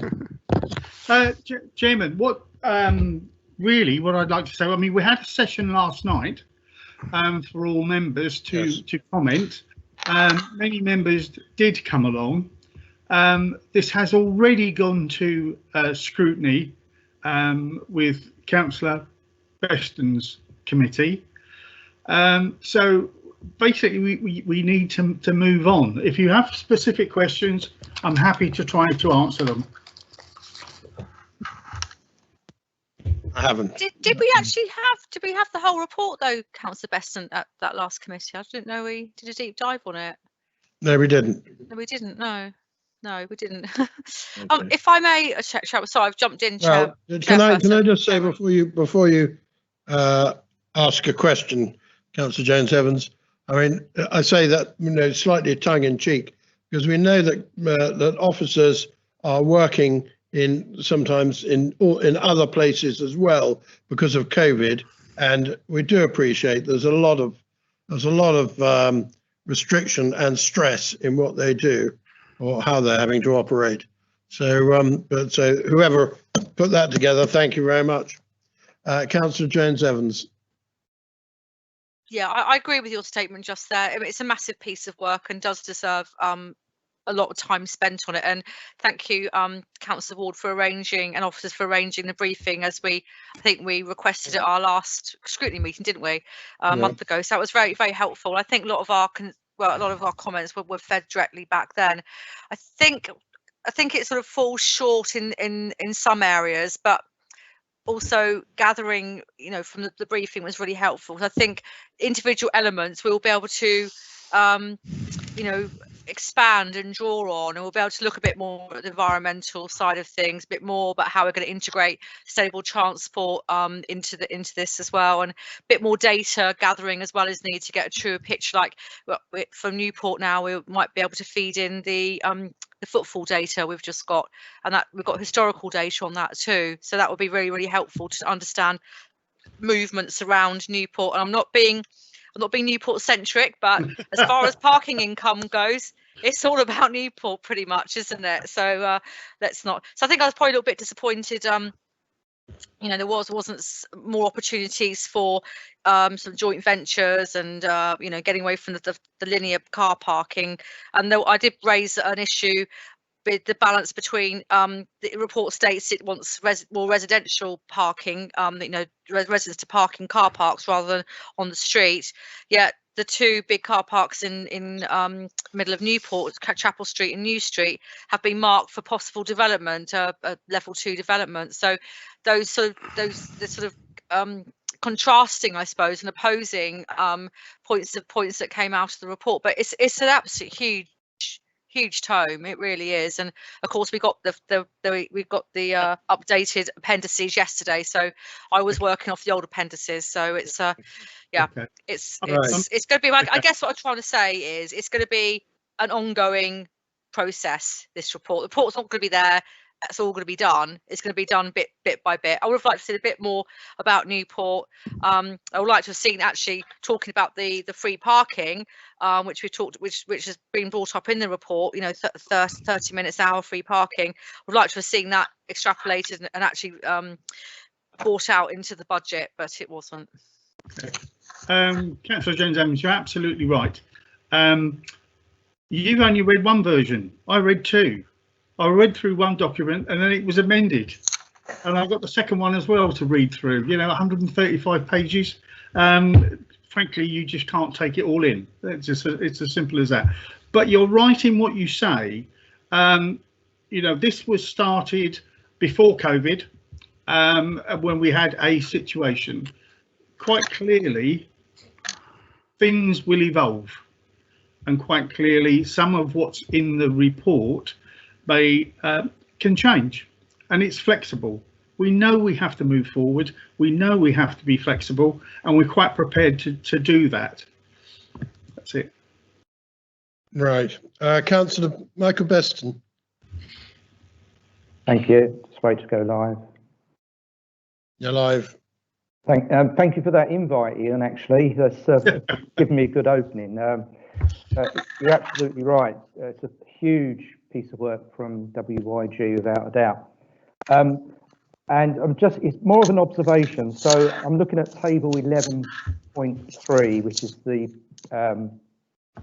permit cost. I'm talking about visitor permits, nothing to do with residential parking. Yeah. So I look at the tariffs there.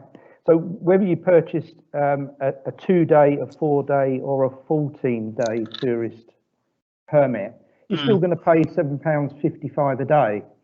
So, I mean, to me, that's not really an incentive, if I was a tourist, to purchase a larger 14-day.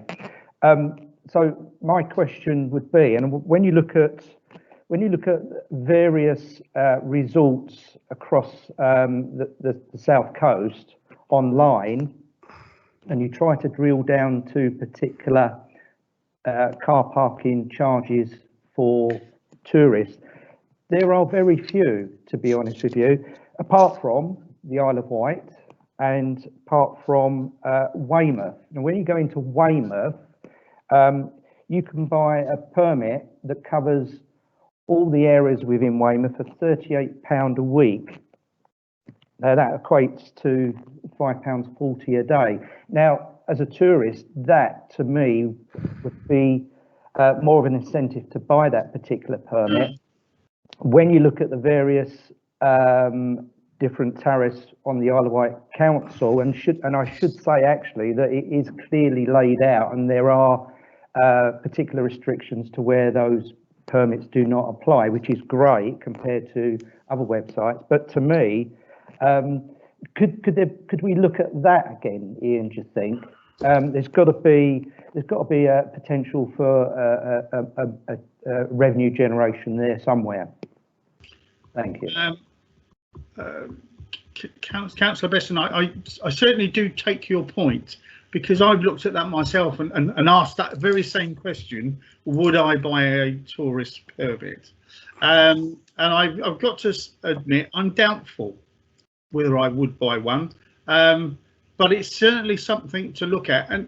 And as it came up last night, you know, when people start comparing prices, and you quote Weymouth, is Weymouth looking after adult social care, etc., etc.? Does it need to generate the income that we need to generate? And I think that's a very important issue. We can all look at parking charges and say, oh, that's too high, that's too this, that's too that, you know, let's reduce it. Fine. Where are you going to find the alternative income from? Okay, which portfolio is going to say, oh, I can do that, yeah, I'll chop something out of mine. Please don't think I'm being facetious, but that is that is what we are up against all the time. You know, we can always say we would like to cut this and cut that, but however, I mean, your point about the tourist permit, actually, as you know, I agree with, and yes, we will look at it. Okay. Could I just come back? Yes, Chairman. You're absolutely right, Ian. I wasn't in any way referring to resident parking, and I know that particular revenue stream has to remain. It was just purely looking at the tourism side, and I'm not saying we want to cut income. We certainly don't. I just feel sure that we can look at that in a different way to generate more income from tourism. Thank you. Okay. Right. Before Councillor Andre, Councillor Churchman has put her hand up to answer a question, and she hasn't asked a question yet, so it's only fair to. Thank you, Chair. Just sort of trying to think outside the box slightly, Councillor Ward. Would it be worth asking the ferry companies, obviously the ones that bring the cars over, to include a week's parking in with their ferry fare, and actually offering, say, the ferry company 10% off? In other words, if somebody's coming to the island and they wanted a permit for a week, they could buy it when they bought their ferry ticket. And then, as I said, our offer to the ferry company might be, well, 10%. And I wonder just how many people we might pick up that way, because you're publicising the fact that there is a parking ticket for a week available. And when people are booking their holidays and there's, oh, well, we might as well have one of those attitude often creeps in. I know I've been guilty of that. So just a suggestion. Thank you. No, that's a good suggestion, Councillor Churchman. I know it's been thought of previously. I'm talking about years ago, but we will pursue it. Yeah. Right, Councillor Andre. Thank you, Councillor Churchman. Councillor Andre. Thank you, Chairman. Okay, I'm alive. I'd just like to just pick up again on the revenue generation from car parks. It would seem, and correct me if I'm wrong, from Councillor Wood's comments, that we are effectively looking at the revenue that we need to generate and then working that down to a unit cost, as it were, over the particular different time periods. But there is an argument surely that if we actually set the rates at a rate that people would want to pay, that would have the effect of increasing the overall revenue, but also it would stop people, certainly I'm sure in lots of wards around the island, but certainly very much in my ward, people don't want to pay those prices, so they go and park in, look for places in residential streets. I think that there is a different way of thinking about this that would actually increase the overall revenue by actually potentially reducing charges, because we've all seen our car parks are not full. Okay, that's a big assumption that people will happily pay a lower charge. I mean, I've been a councillor for 15 years now, and this has been a constant issue, a constant niggle for people. So over the years, the prices have risen, but it's never the right price. It's always got to be a lower price. So I don't think we have a market that's particularly responsive to that. Let's lower the charges. We are looking, as Councillor Jones-Evans said, we are looking at Newport to see if we can afford actually to give them a free period. So we are not just trying to extract money from everybody and everywhere that's unreasonable. We do accept that some, like Newport High Street, perhaps does need some consideration. Okay, so we're not closed-minded to the idea of adjustments, put it that way. Okay, but it's very difficult to say, okay, well, let's lower the prices and see what happens. We haven't got the budget to do that, quite frankly. Right, Councillor Andre, I'm very sorry, Councillor Andre, I'm going to ask, can we move this one on, because we've spent. Your view, we've got to get on with that one. I'm terribly sorry. Car parking, we could talk about it all night. Right. Chairman, I just would like to reiterate though, this is flexible. Yeah. Okay. We do appreciate when it was written, when it was put together, a set of circumstances exist, and that doesn't exist. I wouldn't say doesn't exist, but you know what I'm trying to say. Yeah. The Okay. situation is evolving, and we can probably need to adjust. Right. You're okay. Councillor Jones-Evans got a hand up, but I've said no. I've said we've got to move on to Councillor Andre, so I'm not going to go there. I had it in the chat box for ages, Chairman. One minute before Councillor. No. Yes. Okay. No. Then I've got to allow both questions, and we do have to get on. Okay. I'm sorry, but we need to move on with that. So everyone hanging. That's fine. Right. Move on. Move on.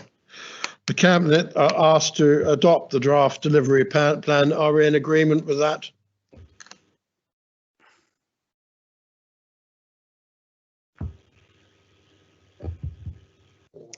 I've got 5, 6. Chairman, it's the Chief Executive. I think you may need to do a roll call. Yes, we are. Thank you. Right. Okay. Those in favour of asking the Cabinet to adopt the parking delivery plan? Can you raise your hands, those in favour? I'll call them out. Right. It's Councillor Hendry, Councillor Quirk, Councillor Churchman, Councillor Bestman, and Councillor Hollis. Those against? Councillor Jones-Evans, Councillor Lilly, Councillor Andre, and any abstentions? Right. Okay. So that is passed. Right. Okay. Thank you very much. So moving on now, the Public Health Annual Report. Councillor Mosdell, do you want to? say anything? We come on to this.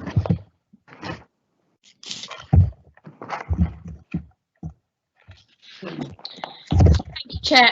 Actually, Simon Bryant has come onto the meeting. I believe he's there to answer any questions. And I will introduce Simon Bryant as what was our discussion the other day? Simon Bryant is our Director of Public Health. He's not our Director of COVID, although that's what he feels like at the moment. So right. I'll hand you over to Simon Bryant to answer any questions. Many thanks, Chairman. I'm happy to take any questions or give a short introduction if that's helpful. Right. Any questions for Mr. Bryant about the annual health report? We've got Councillor Quirk, then Councillor Lilly.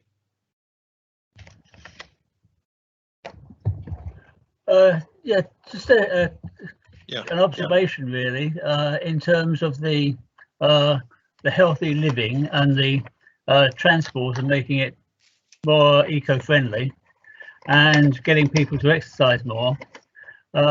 It seems to me that we need to be a little bit holistic in this, in that things like kids going to school on the buses, and we use the buses just to get the kids to school that we have to, and then sell the spare places.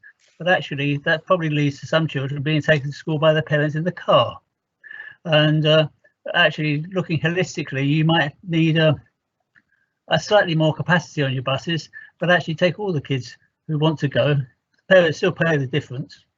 But that was one observation. The other is actually maintaining and increasing our allotments. The issue is with older people. Older people get out and do active things when they're on their allotments, and the council in the past has actually not taken up allotment sites when it's had the opportunity. So just a couple of observations of things that we could do holistically as a council to encourage a more healthy and environmentally friendly approach to things. Right. Any comments on that, Mr. Bryan? Many thanks, Councillor Quirk. Let's wait for that. You're right. We need to think about how we build physical activity and kind of reduce our obesogenic environment in all senses of the council, and that's why this is a report that I'm presenting to the Cabinet this week to really help us think as the council, and we're really moving forward in that way to ensure that everything we do can improve the physical activity and improve the healthy weight of our children, young people and adults. And we're thinking about how people get to school, so active travel plans. We're thinking about the environment they live in, and a number of those things we set out. So really helpful suggestions, and we'll be moving those forward as we further develop our public health strategy. Right, it's Councillor James Evans next, and then Councillor Lilly, and then Councillor Churchman. Yes. Thank you. Councillor James Evans. Yeah, thank you, and nice to see you, Mr. Bryant. So the irony is not lost on me. We just talked at length about a parking strategy, and what was I'd like to know what sort of the input was of public health into that parking strategy. So maybe none, but you know, for me, with this, everything needs to be joined up. So I really hope public health are going to be part of the new emerging island transport plan, and I'd personally like to see public health on virtually every committee that I sit on, because it's just fun for me. Underpins everything. That and housing underpins everything that we try and do. So you know, I want to give you more clout, if you like. You know, I really do. So. And as you know, I'm a great advocate of 20 mile per hour, because it's been shown. I know Councillor Hollis is glaring at me behind his glasses, but it has been shown in many other places to increase active travel, which is what we want. This is what we need it. We need it for ourselves, for our health. We need it for the planet. I'll get off my soapbox now, Councillor Hollis. Sorry, I missed the question, Julie. What was actually the question?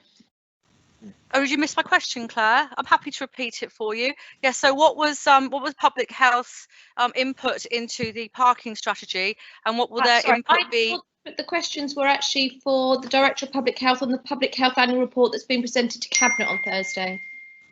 Yes, I know. What do you think I'm talking about? I thought you were talking about the parking strategy and what public health input was. I'm asking. I'm asking Claire, and in fact, you know, you should actually go through the chairman. So I don't not really expect me to be questioned by a cabinet member. I think actually that Mr. Bryant will have taken that on board. I think it's I understand what you're saying, Julie. Have you got any comments, Mr. Bryant, on that? So absolutely, Councillor Jones-Evans, the active travel is a key part of this area of work. We're linking across the council on those things. I won't go into the minutiae of the kind of parking issue, but actually we are working across the council with Director of Regeneration and others about how do we really think about active travel, travel plans to school, a number of things. So we're really part of those programmes, and thank you for your kind comments. Right. Councillor Lilly. Thank you, Chair. Before I go on to my questions, I just want to go on what Councillor Quirk said. Was absolutely right. In Ryde, through the youth service, we have an allotment for young people, particularly with young people that have difficulties, and it actually is extremely successful. So I do support that put forward. On tackling the environment factors and obesity on this report, I actually welcome it. My first question is there going to be a relation to the Marmot review, which was about health inequalities, and also Marmot did a COVID review about the inequalities caused by COVID. If you could ask that first, then I'll go on to my question that will come out of that. Right. Who wants to answer that, Councillor? Many thanks, Councillor Lilly. Claire, I'm very happy. Sorry, Councillor Mosdale, please do come in. But there's a section in there about obesity and inequalities. And as we come out of this pandemic, we are reviewing our public health strategy, which Cabinet signed off last June, to really think about how we review that in light of COVID, and to make sure we take that forward in a way that really does tackle health inequalities so that actually everyone can improve their health. So yeah, absolutely, we're signed up for that, and this report does highlight some of those things. Thank you. My question, particularly, I suppose, is on inequalities. Absolutely right, people need space to exercise and go out. A lot of people, particularly who live in social housing, and I had recent meetings with Southern Housing, Sovereign, particularly, have a lot of flats where families and children are in those flats, have had extreme difficulty during COVID, and have had limited space in different parts of the island to actually exercise. I'm not being ride-centric, but if I use the example of areas like Oakfield, Councillor Lilly, can I just say, Councillor Lilly, please, can we please ask questions about this report? Report, right? It is about this report.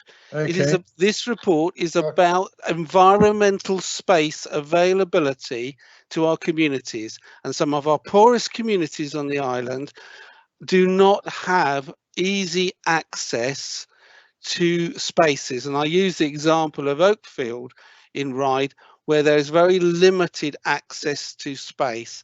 And I would like to know how you're going to work with the stakeholders in making more available space to people that are often in our most deprived on the island and our most deprived wards, that actually are probably the families that actually need help for exercise and access to healthy food. Thank you, Chair. Thank you very much, Councillor Lilly. So one of the recommendations is really about how do we shape our places, and thinking about place as a centre for health rather than thinking health as an individual. So that's a key part of our plan, and this report really starts to highlight that. And as we start to implement further our public health strategy, you'll start to see more of that as we start to improve places. And Mr. Ashman and I have talked a lot about this. Place and people and health and place are intertwined, and as we work closer together, we will start to see those connections really being made. So I'm really encouraged by the way that the the Isle of Wight Council and partners is really grappling with this issue of actually how to improve both the island infrastructure and the island health all tied up together. Thank you. Right, okay. Councillor Churchman, I think you had a question, didn't you? Yes, the first question was, I did ask once before, I think it was probably at the Chief Executive's meeting, how many people in the hospital have died of just COVID without all the underlying health problems? Nobody seems to want to tell us this, or perhaps they don't know.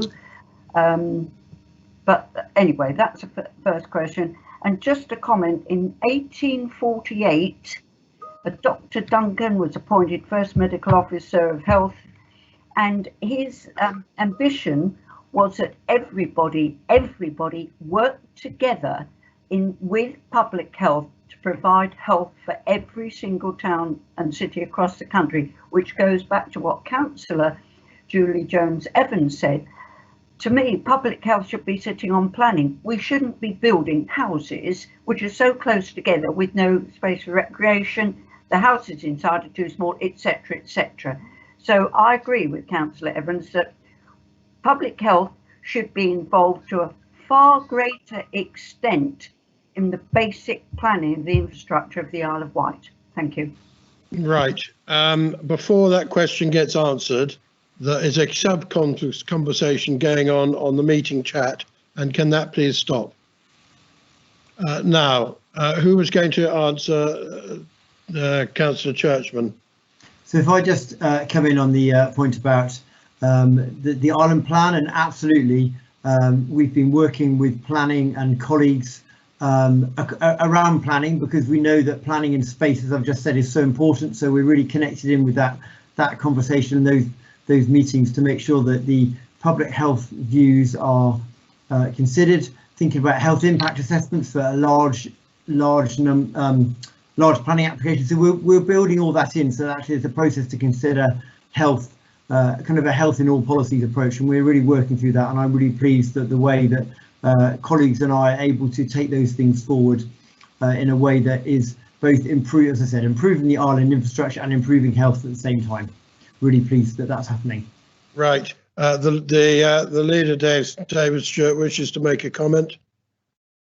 Thank you, Chair. And I apologise if I'm party to the chat line. Didn't appreciate that wasn't being read by the public. And in summary form, I think what this has generated, and particularly I thank the Director of Public Health and the councillors, there's an opportunity here to be a bit lateral in our thinking around how we use public spaces, council-owned land, existing facilities. And I was just sitting to myself thinking which cabinet member is going to pick this up, and it's probably a combination actually. So do not feel this has been in any way wasted. I'm sure you don't, Simon. I think it's been a very useful conversation that should have perhaps have come out of the chat line and into the mainstream. So I'm just giving you a summary, Chair, so that everybody appreciates that we are trying to work together on this one. I think it's a good idea because I'm very concerned about the COVID impact, and I know Councillor Mosdell's going to be making some detailed comments on this on Thursday. Right, thank you very much indeed. I think we will move on from this one now. There seems to be a lot about obesity in here, and I have to say, when I read it, I thought I'd have to declare an interest. But anyway, there we are. So the Cabinet are asked to note the report of the Director of Public Health. That's our instruction. Is that clear? We don't have to have a vote on that or anything there. Right. We move on then to progress on to the Housing Strategy Action Plan. And that's Councillor Abraham, Cabinet Member for that. Do you have anything to say first, Councillor Abraham? Or yes, just to give an overview of the report. As you know, the strategy was only adopted in last October, and of the 48 objectives that were set out for 2021, 40 have now been achieved, 7 are not fully achieved to date, and 1 has not been achieved in the timescale. The highlights are, for the first time for a very long time, we've actually achieved a breakthrough in delivering affordable housing. We've built 100 this year, and over the next 2 years we hope to go to 300 over those periods. One thing that we actually have done is we've had a very successful campaign. As you know, we've been able to prove that the island has an affordability gap for affordable housing of 60%, and we've had a campaign with the house to make the housing Ministry of Housing understand our problems that we've got on the island, and we've actually been quite successful, and they have now put us on the list for that will enable us to get more money towards our affordable housing that we need so desperately on the island. We've attracted also funding and commissioned a new homeless service, and I'm treading on Claire's toes a little bit on that. That what we've done at the old Barton site, and that is something that for the homeless shelter that we haven't had. I can't think we've ever had one. When we came in 4 years ago, we were looking at the using a bus. We've now got the one at Barton. We've got now that's attracted more money. It's and it's going to be reconfigured so that there is more privacy for people who are actually using it, rather than having it just as one room. The Bride Village has come forward. There's affordable family homes at Shelfleet, and it's interesting relating it back to the last issue, because one of the things that I've complaints that I've received is there's been too much green space in it, and we ought to have actually built more houses. It's something that I don't agree with. I think if you look at how the houses that were originally built in Pan in the 1950s, they had loads of green space around them. They had the allotments, and I think we need to actually get back to that type of development. And that leads me on to Branston Farm, and if we look at Branston Farm, that is a rural exception site for affordable housing, and also we can make sure that there is allotments on that, and also work units that people will be able to work locally. So I think we're trying to move forward on the an agenda that the committee's actually been talking about tonight, and so that is basically it. What I think I can say. And just to say that our strategy is to enable everyone living on the island to have a place that they can call home, and I think that we are now starting to go down that road, and I look forward to any questions that you might have. Right, any questions for Councillor Abraham?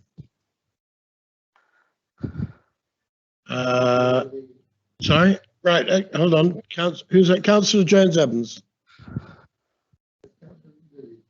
Yeah, and Councillor Jones Evans. Thank you very much. Sorry, thank you. I just wanted to sort of really congratulate the housing team and Councillor Abraham on the progress that's been made. And it's great to see so many, truly affordable homes in the being built, and also in the pipeline. It does give us real hope for the future, and hopefully people won't move off and stay here, and they'll make the island, the beautiful island, their home. And I just want to say also a thank you, not a question, but it's a thank you for all the robust work you and officers did on the permitted development work in our town centres, because that was absolutely crucial. That could have absolutely wrecked our island. I really hope that the government take that on board. Thank you. Thank you. Right. Question, Councillor Lilly. Thank you, Chair. Again, thank you, Councillor Abrahams, for your work. I know we've had a number of discussions, and I know your commitment to housing. Is this difference between affordable housing and social housing? And I think one of the things we need on Ireland is we need more social housing for rent, because a lot of the people in need will never be in a position for many years into having a mortgage, and most of the affordable housing schemes are often equity schemes, buy and rent. Yeah. So I'd just like to know how we are getting to get more housing associations and social housing available on the island. I think I mentioned about the affordability gap that we have on the island, where the rent that most people can afford is 60% of the market rent. We've made that case to central government, and I will shortly be putting out a statement on it to show how it will work and what the government has agreed to actually do. There are other areas that we're looking at. As I say, the Brandeston Farm will have social rented properties. There will also be equity share where people can actually buy into some of those houses. And Vectors Housing done that at a scheme that they had in Bembridge, and they've been tied into houses that will be continually for local people, rather than being sold off to national or people coming to the island. I hope that helps. Okay. Thank you. Councillor Churchman. Yes, Councillor Abrahams, the usual bee in my bonnet about we seem to be able to cover half the island with not second homes, but with Robeck, where we have holiday homes, is what I'm saying. They seem to, I've got a big planning application in my ward. We've got 80 odd something houses at Priory Hotel, not houses, but wooden bungalows. How can we keep building wooden bungalows across this island for holidaymakers, and yet we cannot build houses for our youngsters? Thank you. I think we can build them. We have to be creative in the way that we build them. We have to be able to work closer with landowners. I fully support what people say about when you talk about the 35% affordability on schemes over 9 houses. That 80% only means that they're 80% cheaper. Sorry, they're only 20% cheaper than the full market value houses, and they are by no way affordable housing to what people would think. That it just isn't so. So we need to actually be able to create land or use council-owned land better and make houses available. We haven't got a massive amount. I have been speaking to the MP about our local plan as we're developing it, and about how we can actually bring in some of the town centre spaces, the brownfield sites, to actually get people to actually release them, and not just to be able to sit on them as some sort of investment for their future pension. Right. Okay. Councillor Andre, quick question, because we're going to move on otherwise. If you end up two very quick questions. The first one is that I know that you were the author of an empty properties strategy. Forgive me if I've missed it, but I can't. The focus seems to be entirely on new build. So where does our empty property, currently over 500 empty properties on the island, how does that fit into our housing strategy? And a second one, there are many sites around the island that have got out for tender and have lain dormant for quite some time.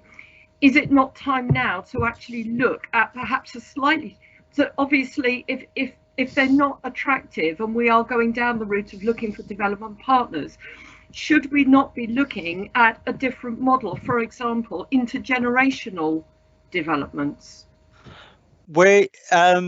When you talk about the empty property strategy, there are two that we've actually there's houses that we're looking to compulsory purchase in your hometown. I know it's in Councillor Ward's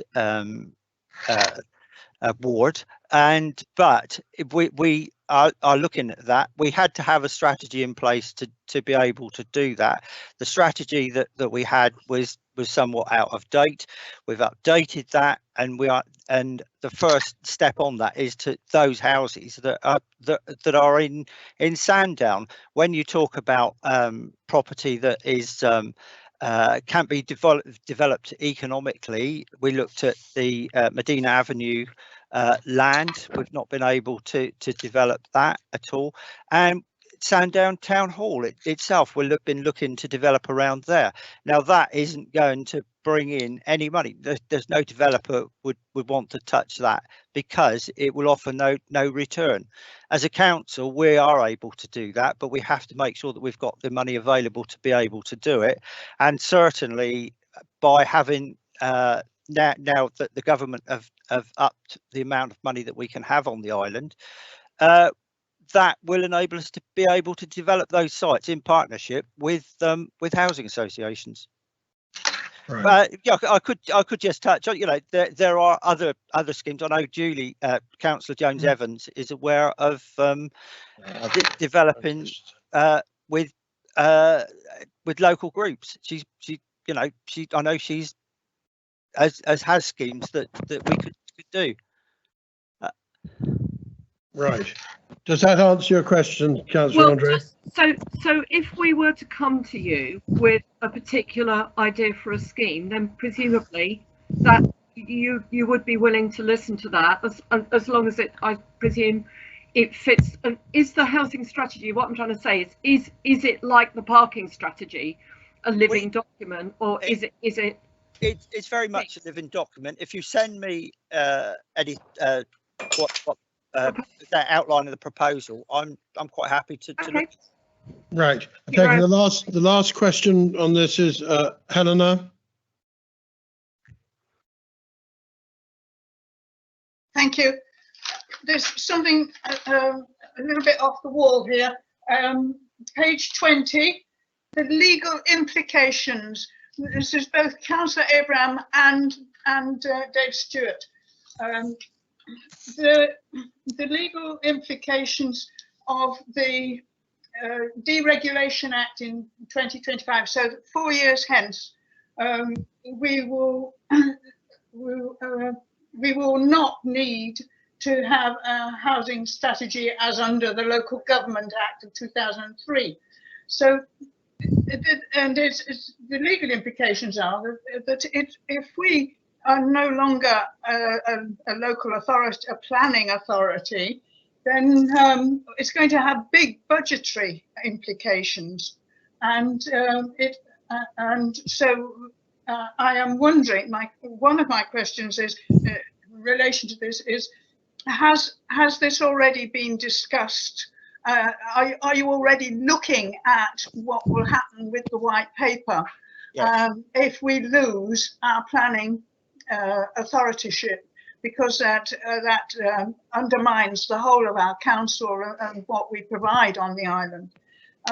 So that is one question. And if it affects budget, then also it affects our relationship between, or it affects the relationship between the town and parish councils who put in their recommendations and the island council that makes the decisions.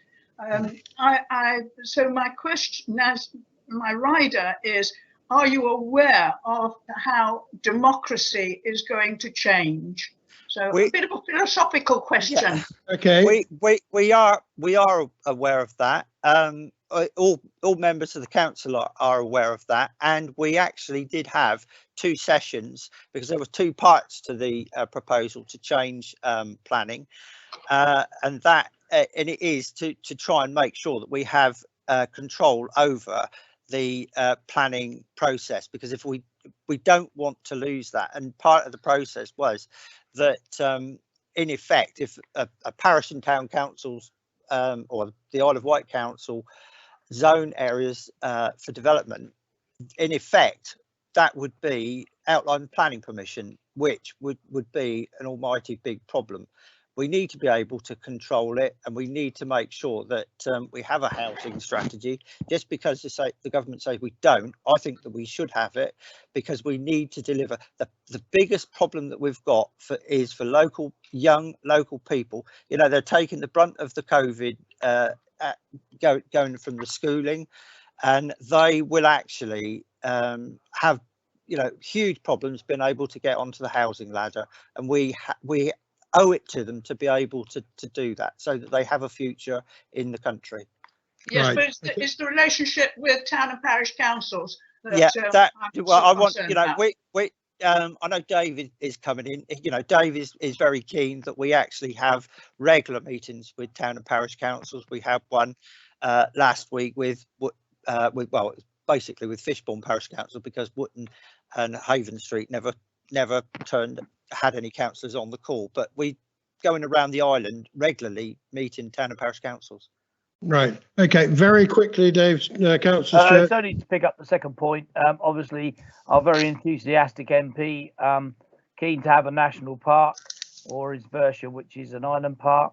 Of course, we're always reminding him as a council that that's okay, except that if you lose your planning authority, you are in real trouble, and you've just reminded us all of that, and I think that's fair.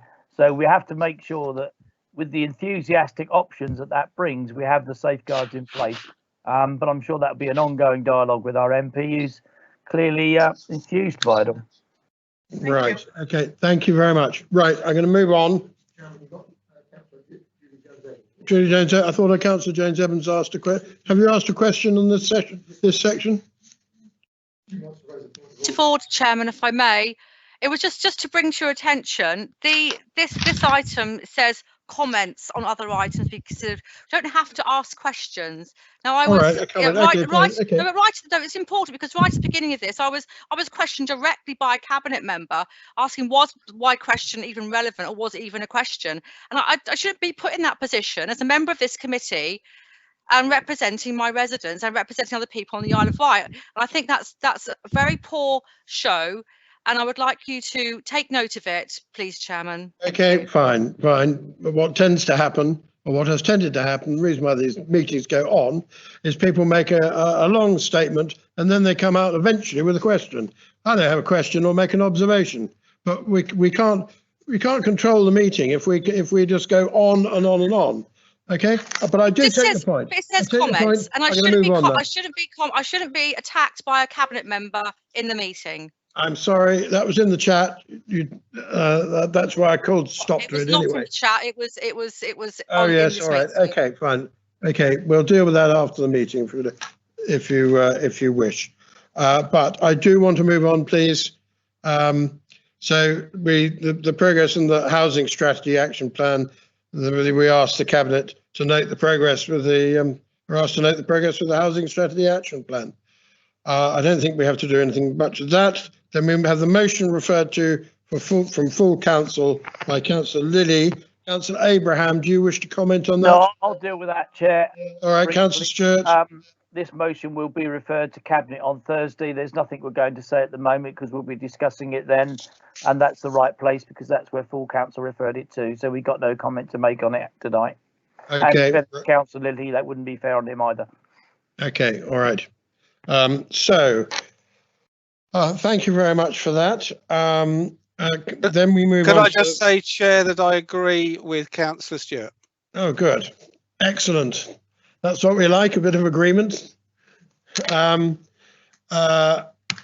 We move on to the committee's work plan, the forward plan to identify any item contained within the published forward plan would benefit from early consideration with the work plan from either its committee or one of the policy and scrutiny committees. Is there anything that people wish to have considered by the corporate scrutiny committee? The work plan. Sorry, forward plan. No. Oh, sorry, Councillor Lilly. I just wanted to thank Councillor Tyndall and Officer Alec Minns for putting the Ryde Harbour on the forward plan. Thank you. Thank you. Right.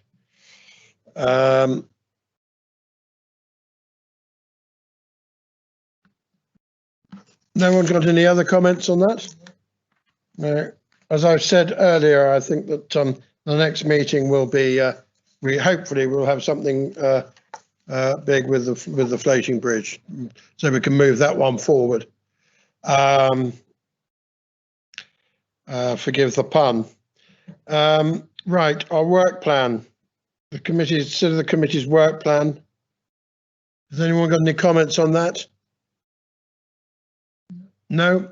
Right. Members' question time.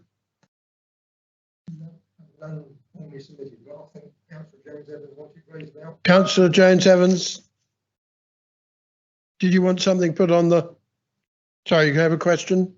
I did have a question. It was regarding the guidance that was given on Friday from the Cabinet Office regarding the upcoming local elections, and we had the members of this council had an update this morning from our monitoring officer, and I was just wondering, my question is, do we feel the guidance that has been given out is fair to candidates? That because the guidance at the moment says that they have to use a professional delivery service, not allowed to deliver themselves or use volunteers. So my question is this fair? Is this going to lead to fair, equitable, and a good, safe process? The Chief Executive, do you want to make any comment on this?